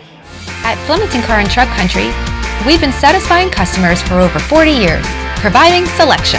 With 16 manufacturer brands plus over 500 available certified pre-owned vehicles. Convenience. With all our dealerships located on Route 202 and 31 in Flemington. And satisfaction. With positive reviews praising our business model every day. We'll never take our customers for granted. Flemington Car and Truck Country. Every day, we're here for... So many good options. Man, I'm hungry. Ooh, let's do healthy today. I think that'll work. The healthy plate. What do we have here? So many good options. What do I choose? We have veggie burger, turkey burger, fruit cup. It all sounds so good, but something's telling me veggie burger. I think I'll have the veggie burger. A lot of great choices here at the Horizon Healthy Plate concession stand.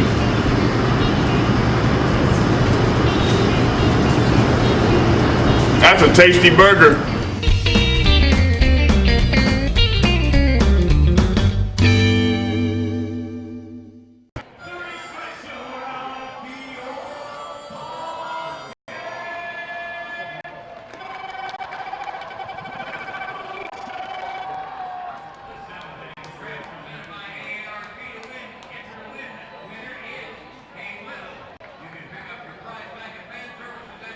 True & Associates is the sponsor of the lawn seating area at the ballpark. At True & Associates, you'll find more than a wide variety of competitive insurance products. You'll find people who understand your needs. True & Associates is a team of licensed professionals who care about their clients. Patriots leading 8-5 over the York Revolution as we move to the bottom of the 7th inning.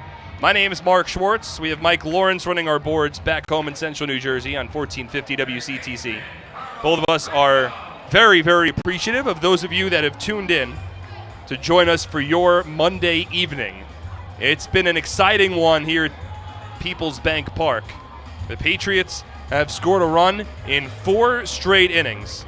Yovan Gonzalez just finished off the top of the 7th with a 2-out RBI double to score Scott Kelly all the way from first. And now the new pitcher in the ballgame for Somerset is Luis Cruz. And he will work against the left-handed hitting Carlos Franco to begin the bottom of the 7th. First pitch from Cruz taken for a called strike, 0-1.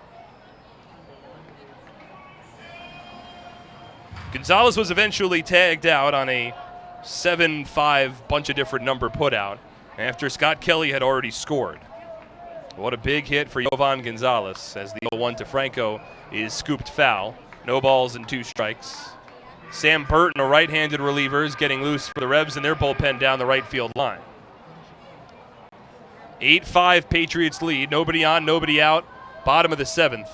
And an 0-2 hole for the left-handed hitting. 1 ball and 2 strikes. It's been a great season for Cruz. He's the only lefty in the pen for the time being. And he's used here with Franco to lead off in the bottom of the 7th. 1-2. Swung on a hard hit line drive over the third baseman Navarro and into left field. Kenger cuts it off before the warning track, and Franco will hold at first base. A leadoff single for Carlos Franco, his 2nd hit of the game. 4th time that he's reached base. And the Revs have the leadoff man on for the 3rd straight inning. Well, Cruz was not brought in only to face Franco. He's been an accomplished reliever facing both lefties and righties, but Franco leads off the slice base hit opposite field. Cruz is 1-3 on the year, but a 2.70 ERA. First pitch to Wellington Dotel. That misses inside. 1 ball and no strikes. Luis Cruz has not allowed an earned run as Dotel swings and grounds one off the shin. Foul, 1 ball and 1 strike. Cruz, that is, has not allowed an earned run in 20 of his last 22 games and 25 of his last 27. In fact, he's only allowed 11 earned runs overall this season, and all of those came across just 4 outings, including 8 of those 11 earned runs coming between 2 outings. May 1st against the High Point Rockers, where he gave up 5 runs, and July 13th, where he gave up 3 runs. 1-1. Dotel fouls it off. 1 ball and 2 strikes. So Cruz on the mound here for the first time. He pitched yesterday for the Somerset Patriots. Tossed a scoreless inning of relief against the Southern Maryland Blue Crabs. He certainly has the ability to go multiple innings. I don't know if the Patriots would use him in that spot after he had thrown 1 day prior, as Dotel asks for time. I would imagine, with this game now in the 7th inning, that if Brett Drody had his druthers, he would likely go Cruz here in the 7th, and I think he would go Zinicola in the 8th and Cloyd in the 9th. That's the feeling that I get. 1-2. Fastball, strike 3 called, and Dotel knew it. 1 away in the bottom of the 7th. Dotel started walking back to the Revolution dugout down the first base line just after that pitch crossed the plate. Second time that Dotel has struck out today. Now Melky Mesa, the batter. 2 for 3, had an RBI in his last at-bat. Came to the plate with the bases loaded and the Revs trailing by a run in the bottom of the 5th. Takes the first pitch from Cruz low here. 1 ball and no strikes. The interesting thing is that Somerset hasn't had a save opportunity in quite a while. 1-0. Way out in front is Mesa. A changeup as Cruz pulled the string, got Mesa out in front. 1 ball and 1 strike. In fact, the last player to record a save for the Patriots first. 1-1. 2 balls and 1 ball outside. It had been 14 games recorded a save. Last Patriot. Despite that, Somerset has still recorded the most saves of any team in the Atlantic this season. 2-2. And that's primarily because Mike Antonini was on a historic pace in the first half of the season. Antonini was on pace in the first half to break John Hunton's single season saves record. But of course, Antonini had his contract purchased. He went to Mexico. 2-2. Mesa swings and skies it out towards right center field. It's Scott Kelly underneath it. He makes the catch. Back to first base is Franco, and there's 2 away. Right now, a Patriot lead, which would be a save situation if this score holds into the ninth. Still a lot to get through before we get to that point. But I get the feeling that it would go Zinicola and Cloyd. One note to make, Edwin Chiarte, a right-handed relief pitcher for the Patriots, who threw an inning yesterday and gave up a couple of runs. He is not with the team today. He is inactive, personal reasons. First pitch to Henry Castillo is lifted down the right field line, foul. Long way to run for Massey. He slides and makes the catch. Side retired. Craig Massey with a sliding effort down the right field line in foul territory. And Luis Cruz has worked a scoreless bottom of the 7th inning.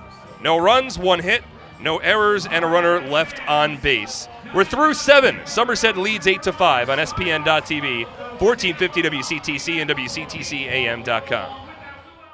I'm fighting cancer. I'm fighting cancer. I am fighting cancer. I fight every day. Every night, Every hour.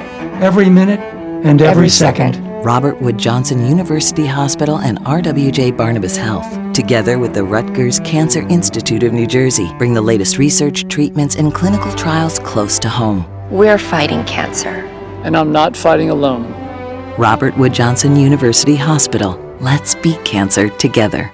This season, T-Mobile is partnering with Little League to make sure every kid can feel like an all-star. With T-Mobile, parents across the country can share the action, the highlights, and the lowlights. And the stars of tomorrow get a chance to shine today. From Little League to the big leagues, T-Mobile has you covered. Now connecting 99% of baseball fans. T-Mobile.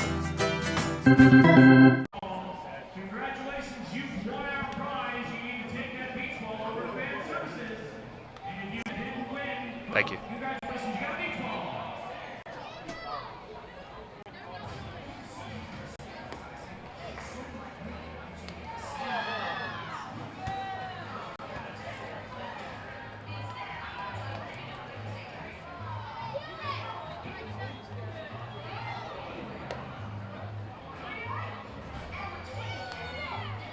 Looking for a great deal on a car? You'll score big savings at your Tri-State Ford dealer, proud sponsor of Somerset Patriots baseball. Visit tristateford.com for more information today. Another new pitcher in the ballgame for the York Revolution. It is Sam Burton, who has come on the mound here. We'll get to Burton in a moment. The Patriots are leading 8-5. We're in the top of the 8th inning. 8 hits, no errors for the Revs. Burton, the 3rd different reliever used by York today. Julio Perez went an inning and a third. That's the first pitch from Burton to Craig Massey taken low. 1 ball and no strikes. Perez allowed 2 runs, both earned.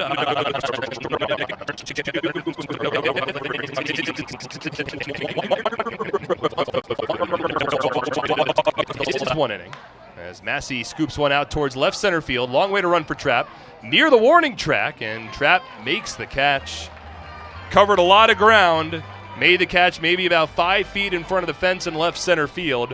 But that's the first out of the inning. And Craig Massey is now 0 for 5 today. An outlier from what has otherwise been a very strong offensive evening for Somerset. That'll bring up Justin Pacioli, 1 for 4 with a run scored. Burton, a tall 6'4", 240-pound righty. First pitch. Pacioli takes a breaking ball. It's called a strike, 0-1. Burton, in fact, made his York Revolution debut against the Somerset Patriots as a spot starter after pitching in the Empire League earlier this season. 0-1. Pacioli swings and grounds one towards the middle. Dent a sliding stop from his knees, his throw to first, but Pacioli has the wheels to beat it out. An infield single for Patch, his 2nd hit of the game. 14th hit for Somerset. The Patriots taking their foot off the gas pedal. Every win, so important. And with Pacioli's speed, certainly could see a situation where he might try to take off from first. Will Kenger's 2 for 4 with a run batted in and a run scored. So you don't want to take the bat off of his shoulders. First pitch. Kenger takes a fastball. It's called a strike at the knees, 0-1.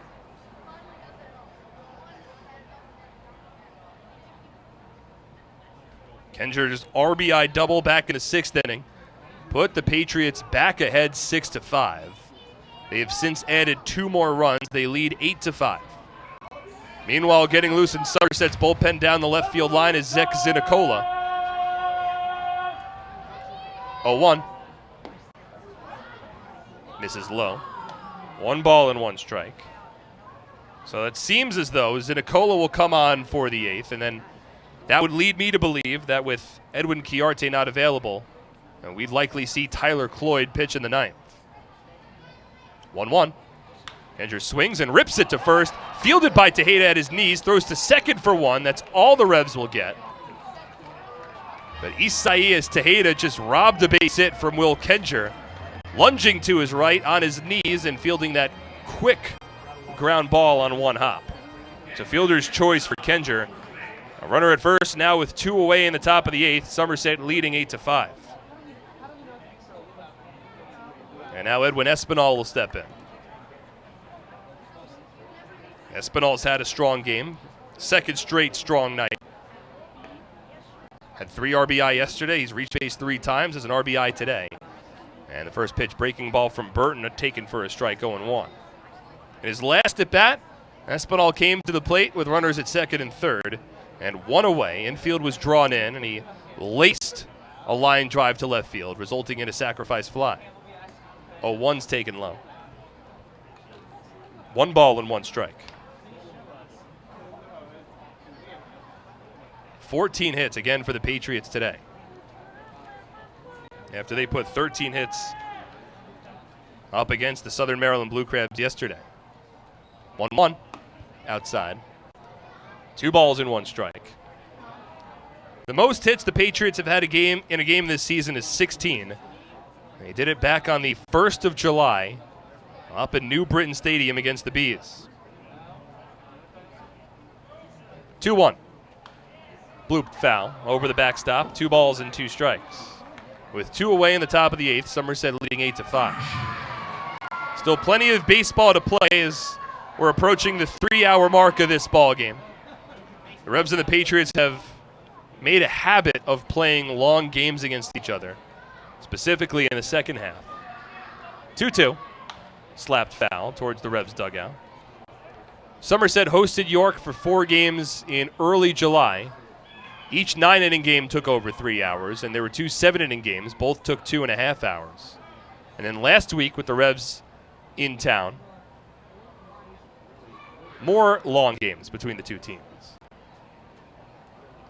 Kenger off of first, 2-2. Swing and a ground ball softly hit to second. It's gloved by Castillo, an easy play to first, and that will retire the side. Patriots are held off the scoreboard for the first time in 5 innings. No runs on a hit, 1 runner left on base. Through 7.5, Somerset leads 8-5 on SPN.TV, 1450 WCTC and WCTCAM.com. For over 85 years, in every county across the state, we've protected the health of New Jersey, covering families and businesses and the small ones. Because we don't just work here, we live here too. Over 5,000 local employees, all with the same purpose, taking care of you.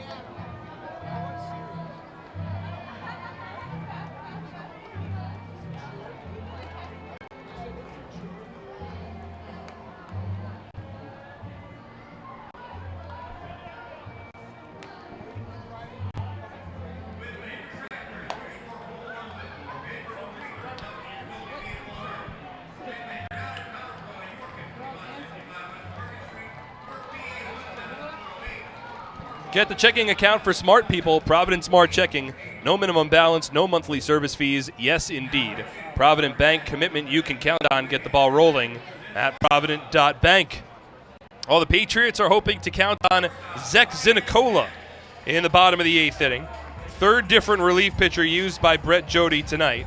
Luis Cruz done after a scoreless inning of relief. Gave up a leadoff base hit to Carlos Franco, but retired the next 3 in order, including a strikeout. So now it's the righty Zinicola on. 9-1-2 due up for the Revs. First pitch from the righty. It's a fastball, and it's taken for a called strike, 0-1. Zinicola, a 6'1", 220-pound Texas native in his second year with the Somerset Patriots. Was lights out to finish off last season. He works from the stretch and the 0-1. A ground ball hit foul towards the Patriots dugout down the third base line. No balls and 2 strikes.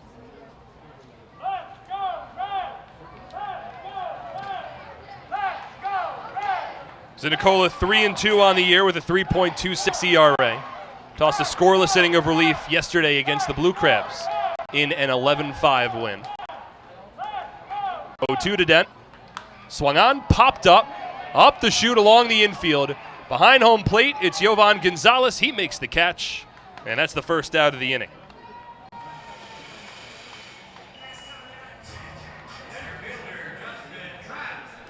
Now Justin Trapp, 1 for 4 today. 8 runs, 14 hits, 1 error for the Patriots. 5 runs, 8 hits, and no errors for the Revs. Said it a number of times already today, but evident from the first pitch, this was a game Somerset wanted. Zinicola comes set, first one to Trapp. Taken low. 1 ball and no strikes. The Revs have won 6 games in a row against Somerset. They've come into TD Bank Ballpark to win all 6 of those games, and the last time these two teams played, it was an emphatic win for York, as the 1-0 is taken for a called strike, 1-1. I mean, the last time the Patriots played York, a 13-1 win for the Revs, and that was at TD Bank Ballpark. There were a number of home runs hit in that game. The Revs took their time rounding the bases on a couple of them. 1-1 to Trapp as a ground ball hit to third, scooped up by Navarro, and throw to first base in time for the second out. 5 in a row retired by this Patriots bullpen. 2 out, nobody on in the bottom of the 8th for James Skelton. And in talking with a lot of the guys on this Patriots team, there's just that game just sort of created a boil over of frustrations. And you never want to lose a game 13-1. You especially don't want to do it in front of your home fans. And it was on a big fireworks night at TD Bank Ballpark as well. First one to James Skelton fouled off down the first base side. So Maryland bounced back yesterday, and now coming into this game against York, against a team that took it to them, very much so the last time they played. Somerset wanted to make a statement as Skelton swings and misses at a breaking ball 0-2. Now, I don't think you necessarily make a statement just through one game. There's still 3 more games left in this series after. Revs have won 8 games in a row. And a win tonight for York would set a new franchise record. Patriots would love to prevent that. Line drive deep right. Kelly back to the warning track, leaps, it's over his head, short hops against the fence, stays in play. Skelton onto second base, he'll stop there. It's a 2-out double for James Skelton, his first hit of the ball game. 3rd time he's reached base. And the inning continues for the Revs. It'll bring up Telvin Nash.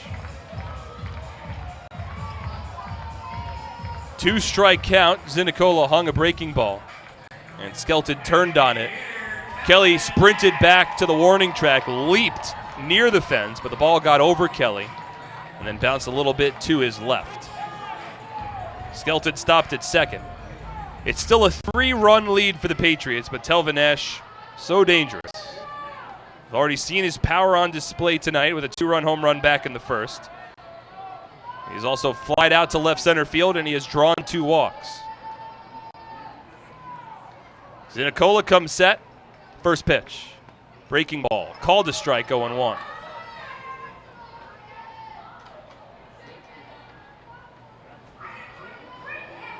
Zinicola not one to back down from a challenge. Offers a 4-seam fastball, a 2-seam fastball, a slider, and a splitter. Imagine we'll see some split fingers in this at-bat. 0-1. Swung on and blooped foul. That looked like a splitter. It's a fastball that has a little less speed, but more of a downward movement to it. Not quite a sinker because it could also have a little bit of movement away. But when Zinicola has that pitch working, it is a tough pitch to elevate, especially if he keeps it low in the zone. You don't want to leave a pitch hung for the man that's at the plate right here. Skelton off of second. Somerset leading 8-5. 2 out, bottom of the 8th. 0-2 on its way from Zinicola. Breaking ball in the dirt, blocked by Gonzalez. 1 ball and 2 strikes. Patriots will have their 5, 6, 7 batters due up in the top of the 9th as they look for more insurance. Decent amount of fans at People's Bank Park have stayed with us for today's ball game.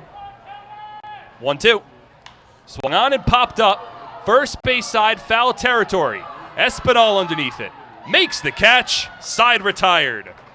Zinicola comes on and works a scoreless bottom of the 8th inning. No runs in the frame for the Revs on 1 hit, no errors, and 1 run. It's the 9th. Patriots hold an 8-5 lead on SPN.TV, 1450 WCTC and WCTCAM.com. I'm fighting cancer. I'm fighting cancer. I am fighting cancer. I fight every day, I fight every night. Every hour. every minute, and every second. Robert Wood Johnson University Hospital Somerset and RWJ Barnabas Health, together with the Rutgers Cancer Institute of New Jersey, bring the latest research, treatments, and clinical trials close to home. We're fighting cancer. and I'm not fighting alone. Robert Wood Johnson University Hospital Somerset. Let's beat cancer together. Somerville Aluminum is proud to announce our greatest remodeling project yet. Valari, new name, same great company.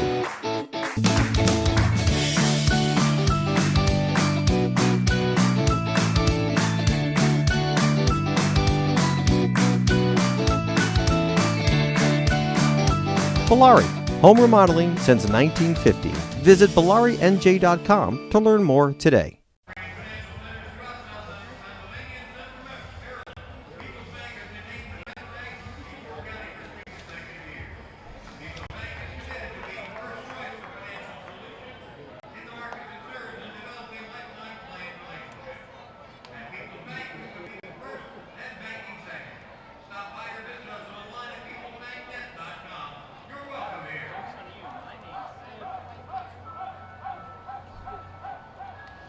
It's the top of the 9th inning from People's Bank Park in York, Pennsylvania.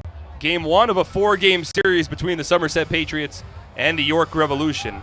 And the Patriots in front in this one. Sam Burton will remain on the mound for the Revs for his second inning of relief. He allowed a hit in the top of the 8th, Justin Pacioli, but he ultimately kept the Patriots off the scoreboard. It'll be Michael Ullman, Ray Navarro, and Alfredo Rodriguez due up at the top of the 9th. Somerset leading 8-5. Still a save opportunity for the Patriots. If they do the first pitch, the Michael Ullman's taking for a call. Go tonight at People's Bank Park. 34th. Ullman takes a fastball, called to strike 0-2.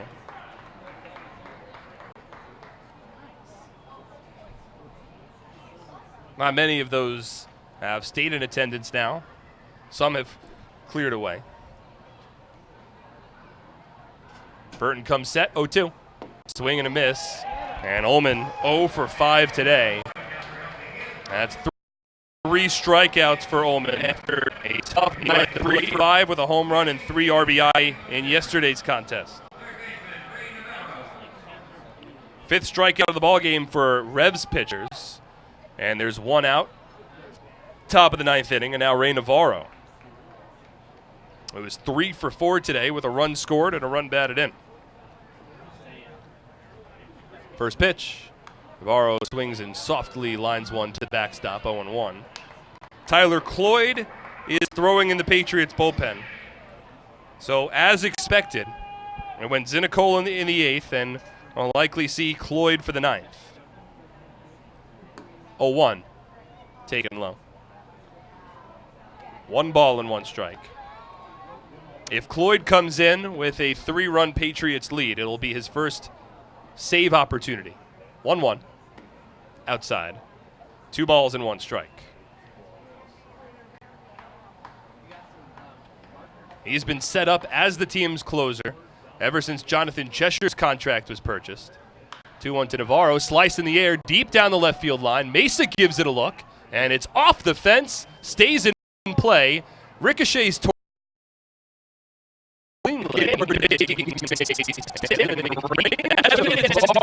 his second double.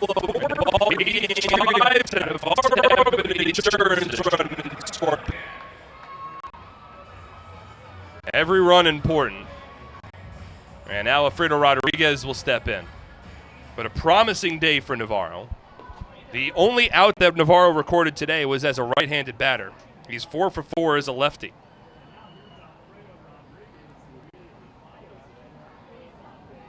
Rodriguez, a right-handed batter, has been at the plate 4 times. He has reached base 4 times. And the first pitch from Sam Burton misses outside. 1 ball and no strikes. 3 for 3, 3 runs batted in, a run scored, and a walk. A fine night for Alfredo Rodriguez. 1-0. Breaking ball misses low and outside. 2 balls and no strikes. Justin Pacioli reached base 5 times in yesterday's ballgame for Somerset, and Rodriguez has an opportunity to do the same in tonight's ballgame. Navarro off of second. Here's the 2-0. It's a fastball, and it misses up and in. 3 balls and no strikes. Well, Alfredo had a stretch earlier this season. It was between the second and third games of the year where he reached base safely in 9 consecutive plate appearances. 3-0. Outside ball 4. And Alfredo Rodriguez has reached base 5 times tonight. That is the first walk allowed by Sam Burton. 3rd walk allowed by the Revs tonight. And the Patriots have 2 on with 1 away. And Scott Kelly will get his 5th plate appearance. Kelly's 0 for 4. He reached on a fielder's choice in his last at-bat and came around to score on a 2-out RBI double from Gonzalez 3 times. He's 2 for 3. A very promising night for Patriots batters. As Scott Kelly takes the first pitch, fastball for a strike, 0-1. The 15 hits on the board for Somerset are the second most amount of hits that they've recorded in a ballgame this season. The most is 16. They did it back on July 1st against the Bees. 0-1. Kelly pops it up behind home plate. Skelton sheds the mask. It's playable. Skelton makes a large lead off of second. And able to get back. Not sure what Ray Navarro was doing there, but he nearly ended the inning. If Skelton's throw is accurate, and Navarro's doubled off on a pop-out foul to the catcher. But Skelton's throw to second base was a little high, and Navarro able to get back in diving. So there's 2 away now in the top of the 9th. And Jovan Gonzalez at the plate. Both of Gonzalez's RBI today have come with 2 out. A 2-out RBI single in the 4th, which made it a 1-run ball game, and a 2-out RBI double in the 7th, which added to the Patriots' lead. First one here from Burton misses low and outside, 1-0.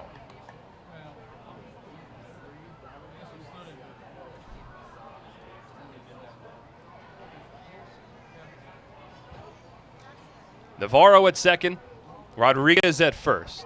Gonzalez at the plate, 1-0. Outside again, 2 balls and no strikes. Tyler Cloyd I'm sure doesn't care about a save opportunity. Brett Jody doesn't care about a save opportunity. Somerset just wants a win. And they're 3 outs away from doing so. But Gonzalez could make it a little bit easier in the 9th. 2-0. Check swing, a breaking ball taken for a called strike. 2-1. We're approaching 10 p.m. here on the East Coast. very appreciative of everyone who has tuned in and stuck with us through one of the longer ball games of the season. It's an important one for Somerset, and they lead 8-5. 2-1. Gonzalez swings and skies it out to right field. Dotel's underneath it, stares into the night sky. He makes the catch, and the inning is over. No runs for the Patriots on a hit with 2 runners left on base.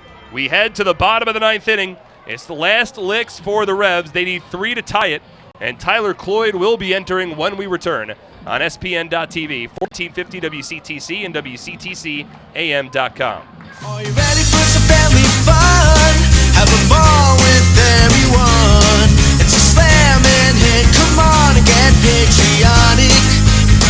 The Somerset Patriots are back at TD Bank Ballpark in Bridgewater. It is the most fun you'll have all summer with fireworks, celebrity appearances, and championship baseball. Don't miss out. Get your tickets today. It's a slam and hit. Come on, get patriotic.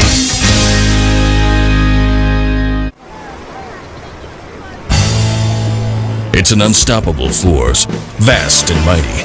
It's the 101 days of summer, and this year it's bigger than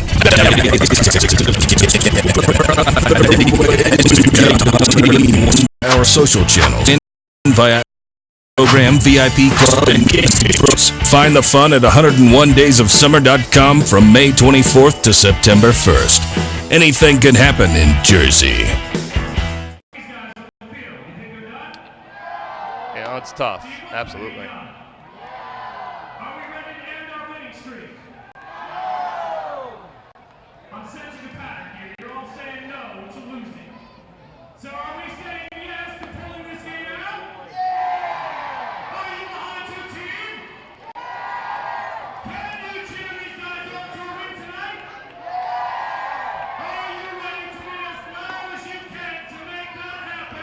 It's Tyler Cloyd on the mound for the Patriots as we return for the bottom of the 9th inning.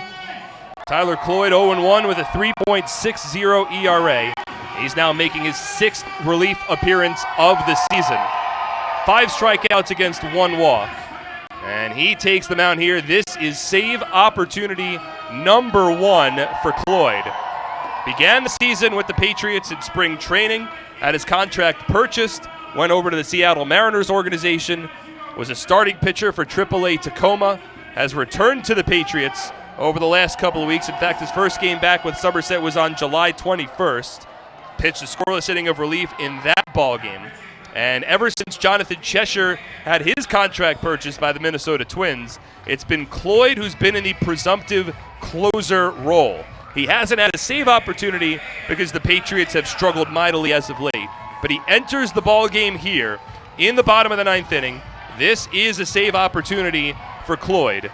He crouches down behind the mound, takes the hat off, says a prayer, and wipes some sweat off of his forehead as he gets ready to go up against the 4, 5, 6 batters in the York Revolution lineup. Isaias Tejeda will lead off. He is 0 for 3 with a walk and a run scored. Patriots have held Tejeda in check. And this is where Somerset wants to see him. Can't win it with one swing. First pitch. Tejeda takes a fastball. It's called a strike, 0-1. It's Tejeda, Franco, and Dotel. 3 dangerous batters in the Revs order. 4, 5, 6.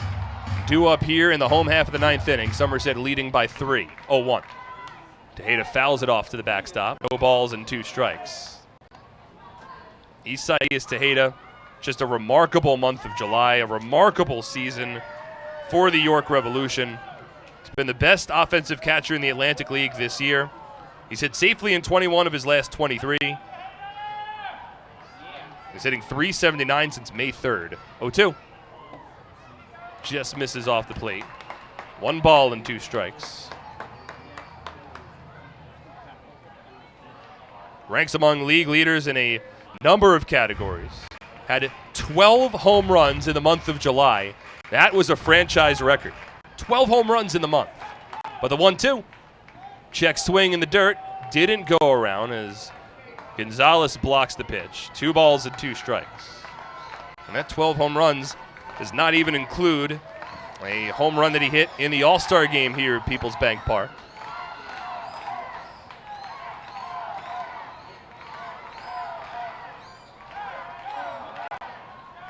Cloyd from the windup, now the 2-2. Fouled off, over the backstop and out of play. Still a 2-ball, 2-strike count.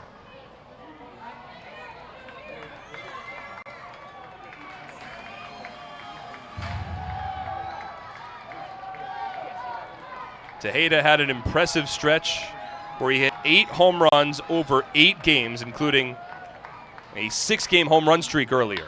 Swings and grounds one to short. It's gloved by Rodriguez. His throw to first in time. Tejeda frustrated as he spikes the bat in foul territory down the first base line, and there's one away.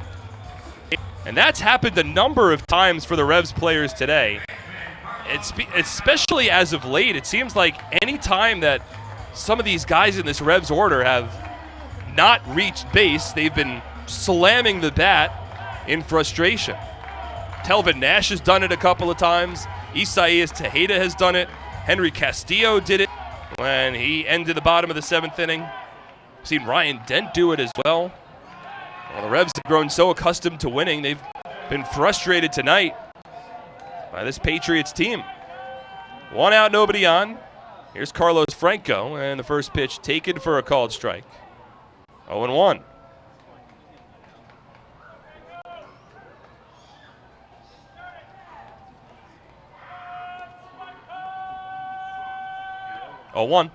Franco lays off a fastball and misses a little above the letters. 1 ball and 1 strike.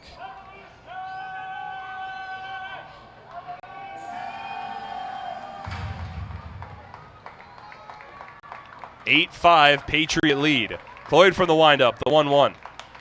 Fisted in the air, foul. Down the third base line and out of play. 1 ball and 2 strikes. It's a relatively new role for Tyler Cloyd. He's been a starting pitcher for most of his career. He was a relief pitcher in the majors with the Miami Marlins last year, but not a closer. In fact, he has just 1 save in his professional career. And it came with AAA Tacoma back in 2017. The 1-2. Swing and a miss, strike 3. Fastball got by Franco, and there's 2 away in the bottom of the 9th inning.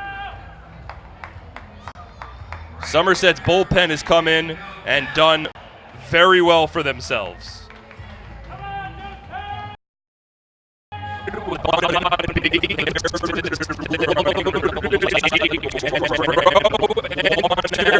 He tossed an inning and 2/3 without allowing a run. Luis Cruz a scoreless 7th, Zach Zinicola a scoreless 8th, and now it's Tyler Cloyd on the mound, 1 out away from a scoreless 9th and a Patriots win. First one to Dotel, taken low, 1 ball and no strikes. Be sure to stay with us for the Flemington Department Store post-game show after the conclusion of this ball game. A lot of highlights to go over. 1-0 from Cloyd. Swinging a chopper up the middle. Massey to his right. Backhanded pick. Throw to first in time, and that's the ball game. Somerset ends York's 8-game win streak with an 8-5 win here at People's Bank Park in tonight's series opener. That is a big-time win for this club. That is 2 wins in a row. If they win tomorrow, it's called a win streak, but we'll get to that later. Somerset with an 8-5 win. We'll step aside when we return. The Flemington Department Store post-game show. That coming up next on SPN.TV, 1450 WCTC and WCTCAM.com. At Flemington Car and Truck Country, we've been satisfying customers for over 40 years, providing selection with 16 manufacturer brands plus over 500 available certified pre-owned vehicles. Convenience, with all our dealerships located on Route 202 and 31 in Flemington. And satisfaction, with positive reviews praising our business model every day. We'll never take our customers for granted. Flemington Car and Truck Country. Every day, we're here for... Presenting the lowest car prices you've ever seen. Wow pricing. Only on Fullerton.com. It'll blow you away. If you want the best deals on all new cars and trucks, don't miss Fullerton's absolutely enormous spring clearance event. Get the lowest prices on our entire new inventory all month long. This month only at Fullerton.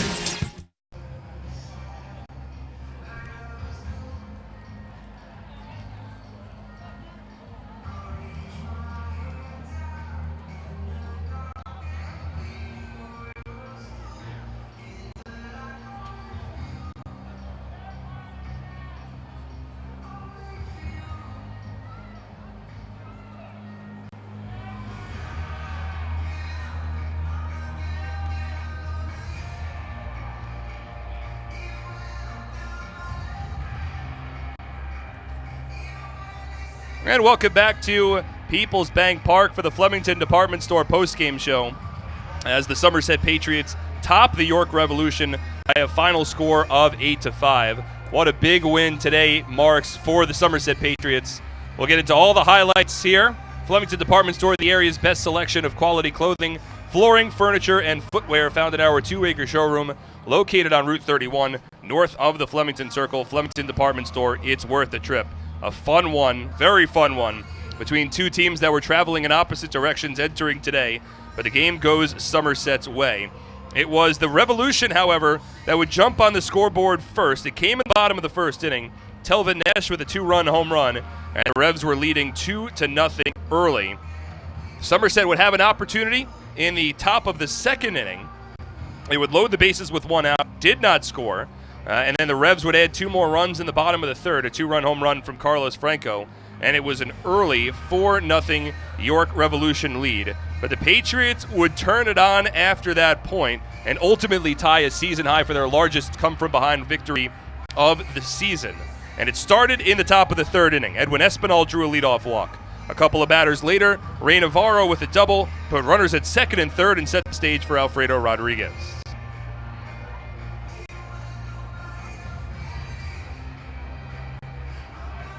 What did I say? Oh, I meant top 4.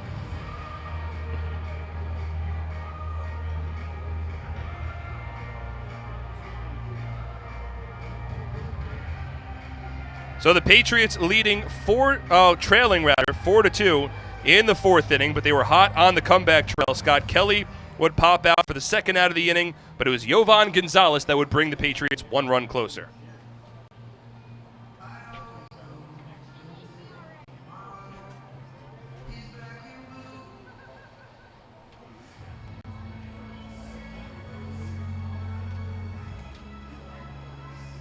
So the Patriots still trailing 4-3 in the fourth inning. Vince Molesky was the starting pitcher for the Patriots. He came on in the bottom of the fourth, worked a 1-2-3 inning, and that gave Somerset an opportunity to take their first lead of the night, and that's what they did in the top of the fifth. A 1-out base hit for Will Kenger, a 1-out base hit for Edwin Espinal. Michael Ullman then struck out, so there were runners at first and second with 2 away, and an interesting play would come up with Ray Navarro at the plate.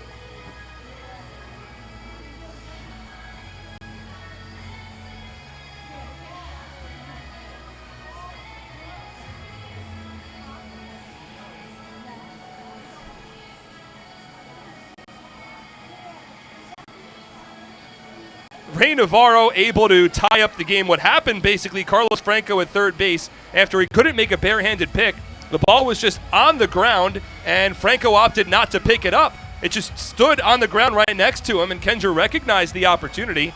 He raced home from third and scored, and the Patriots tied up the ballgame. But it wouldn't take them long to take their first lead. In fact, it was the next batter, Alfredo Rodriguez.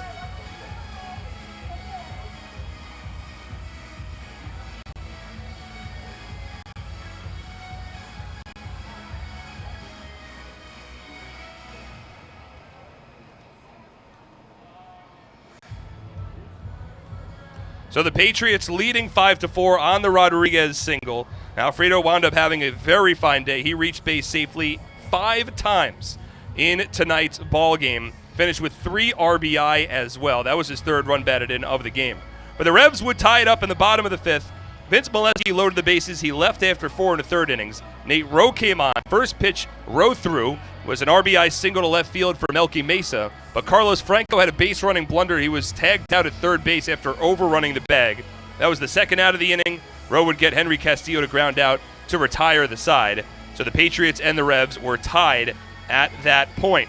Now, the Patriots offense would go back to work in the top of the 6th inning.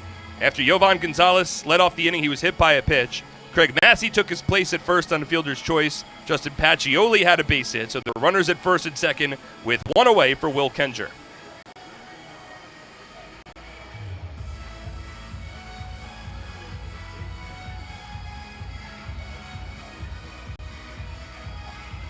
Yes.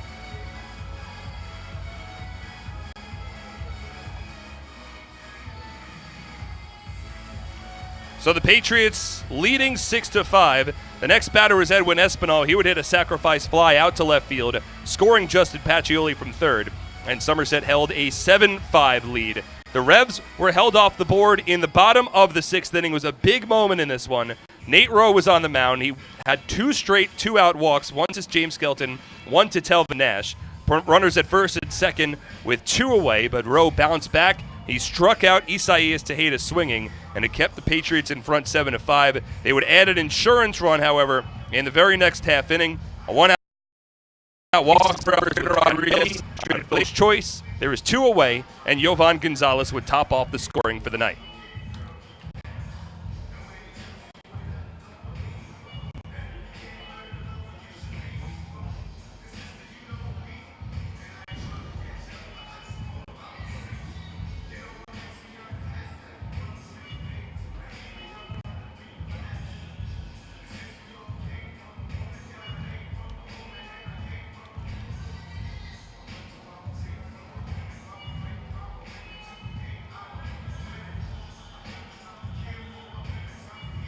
So Somerset leading 8-5 at that point. Nicola,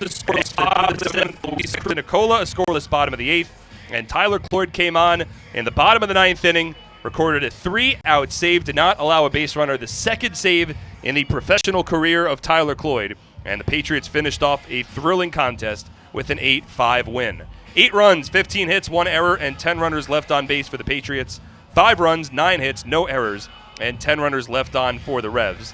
The winning pitcher is Nate Rowe. He tosses an inning and 2/3 scoreless, allows 1 hit, 3 walks, and 1 strikeout. He improves to 2-1. Julio Perez takes the loss after allowing 2 runs, both earned on 2 hits, over an inning and a third. And Tyler Cloyd gets the save, his first of the season, in a ballgame that took 3 hours and 20 minutes in front of an announced crowd of 2,234 fans.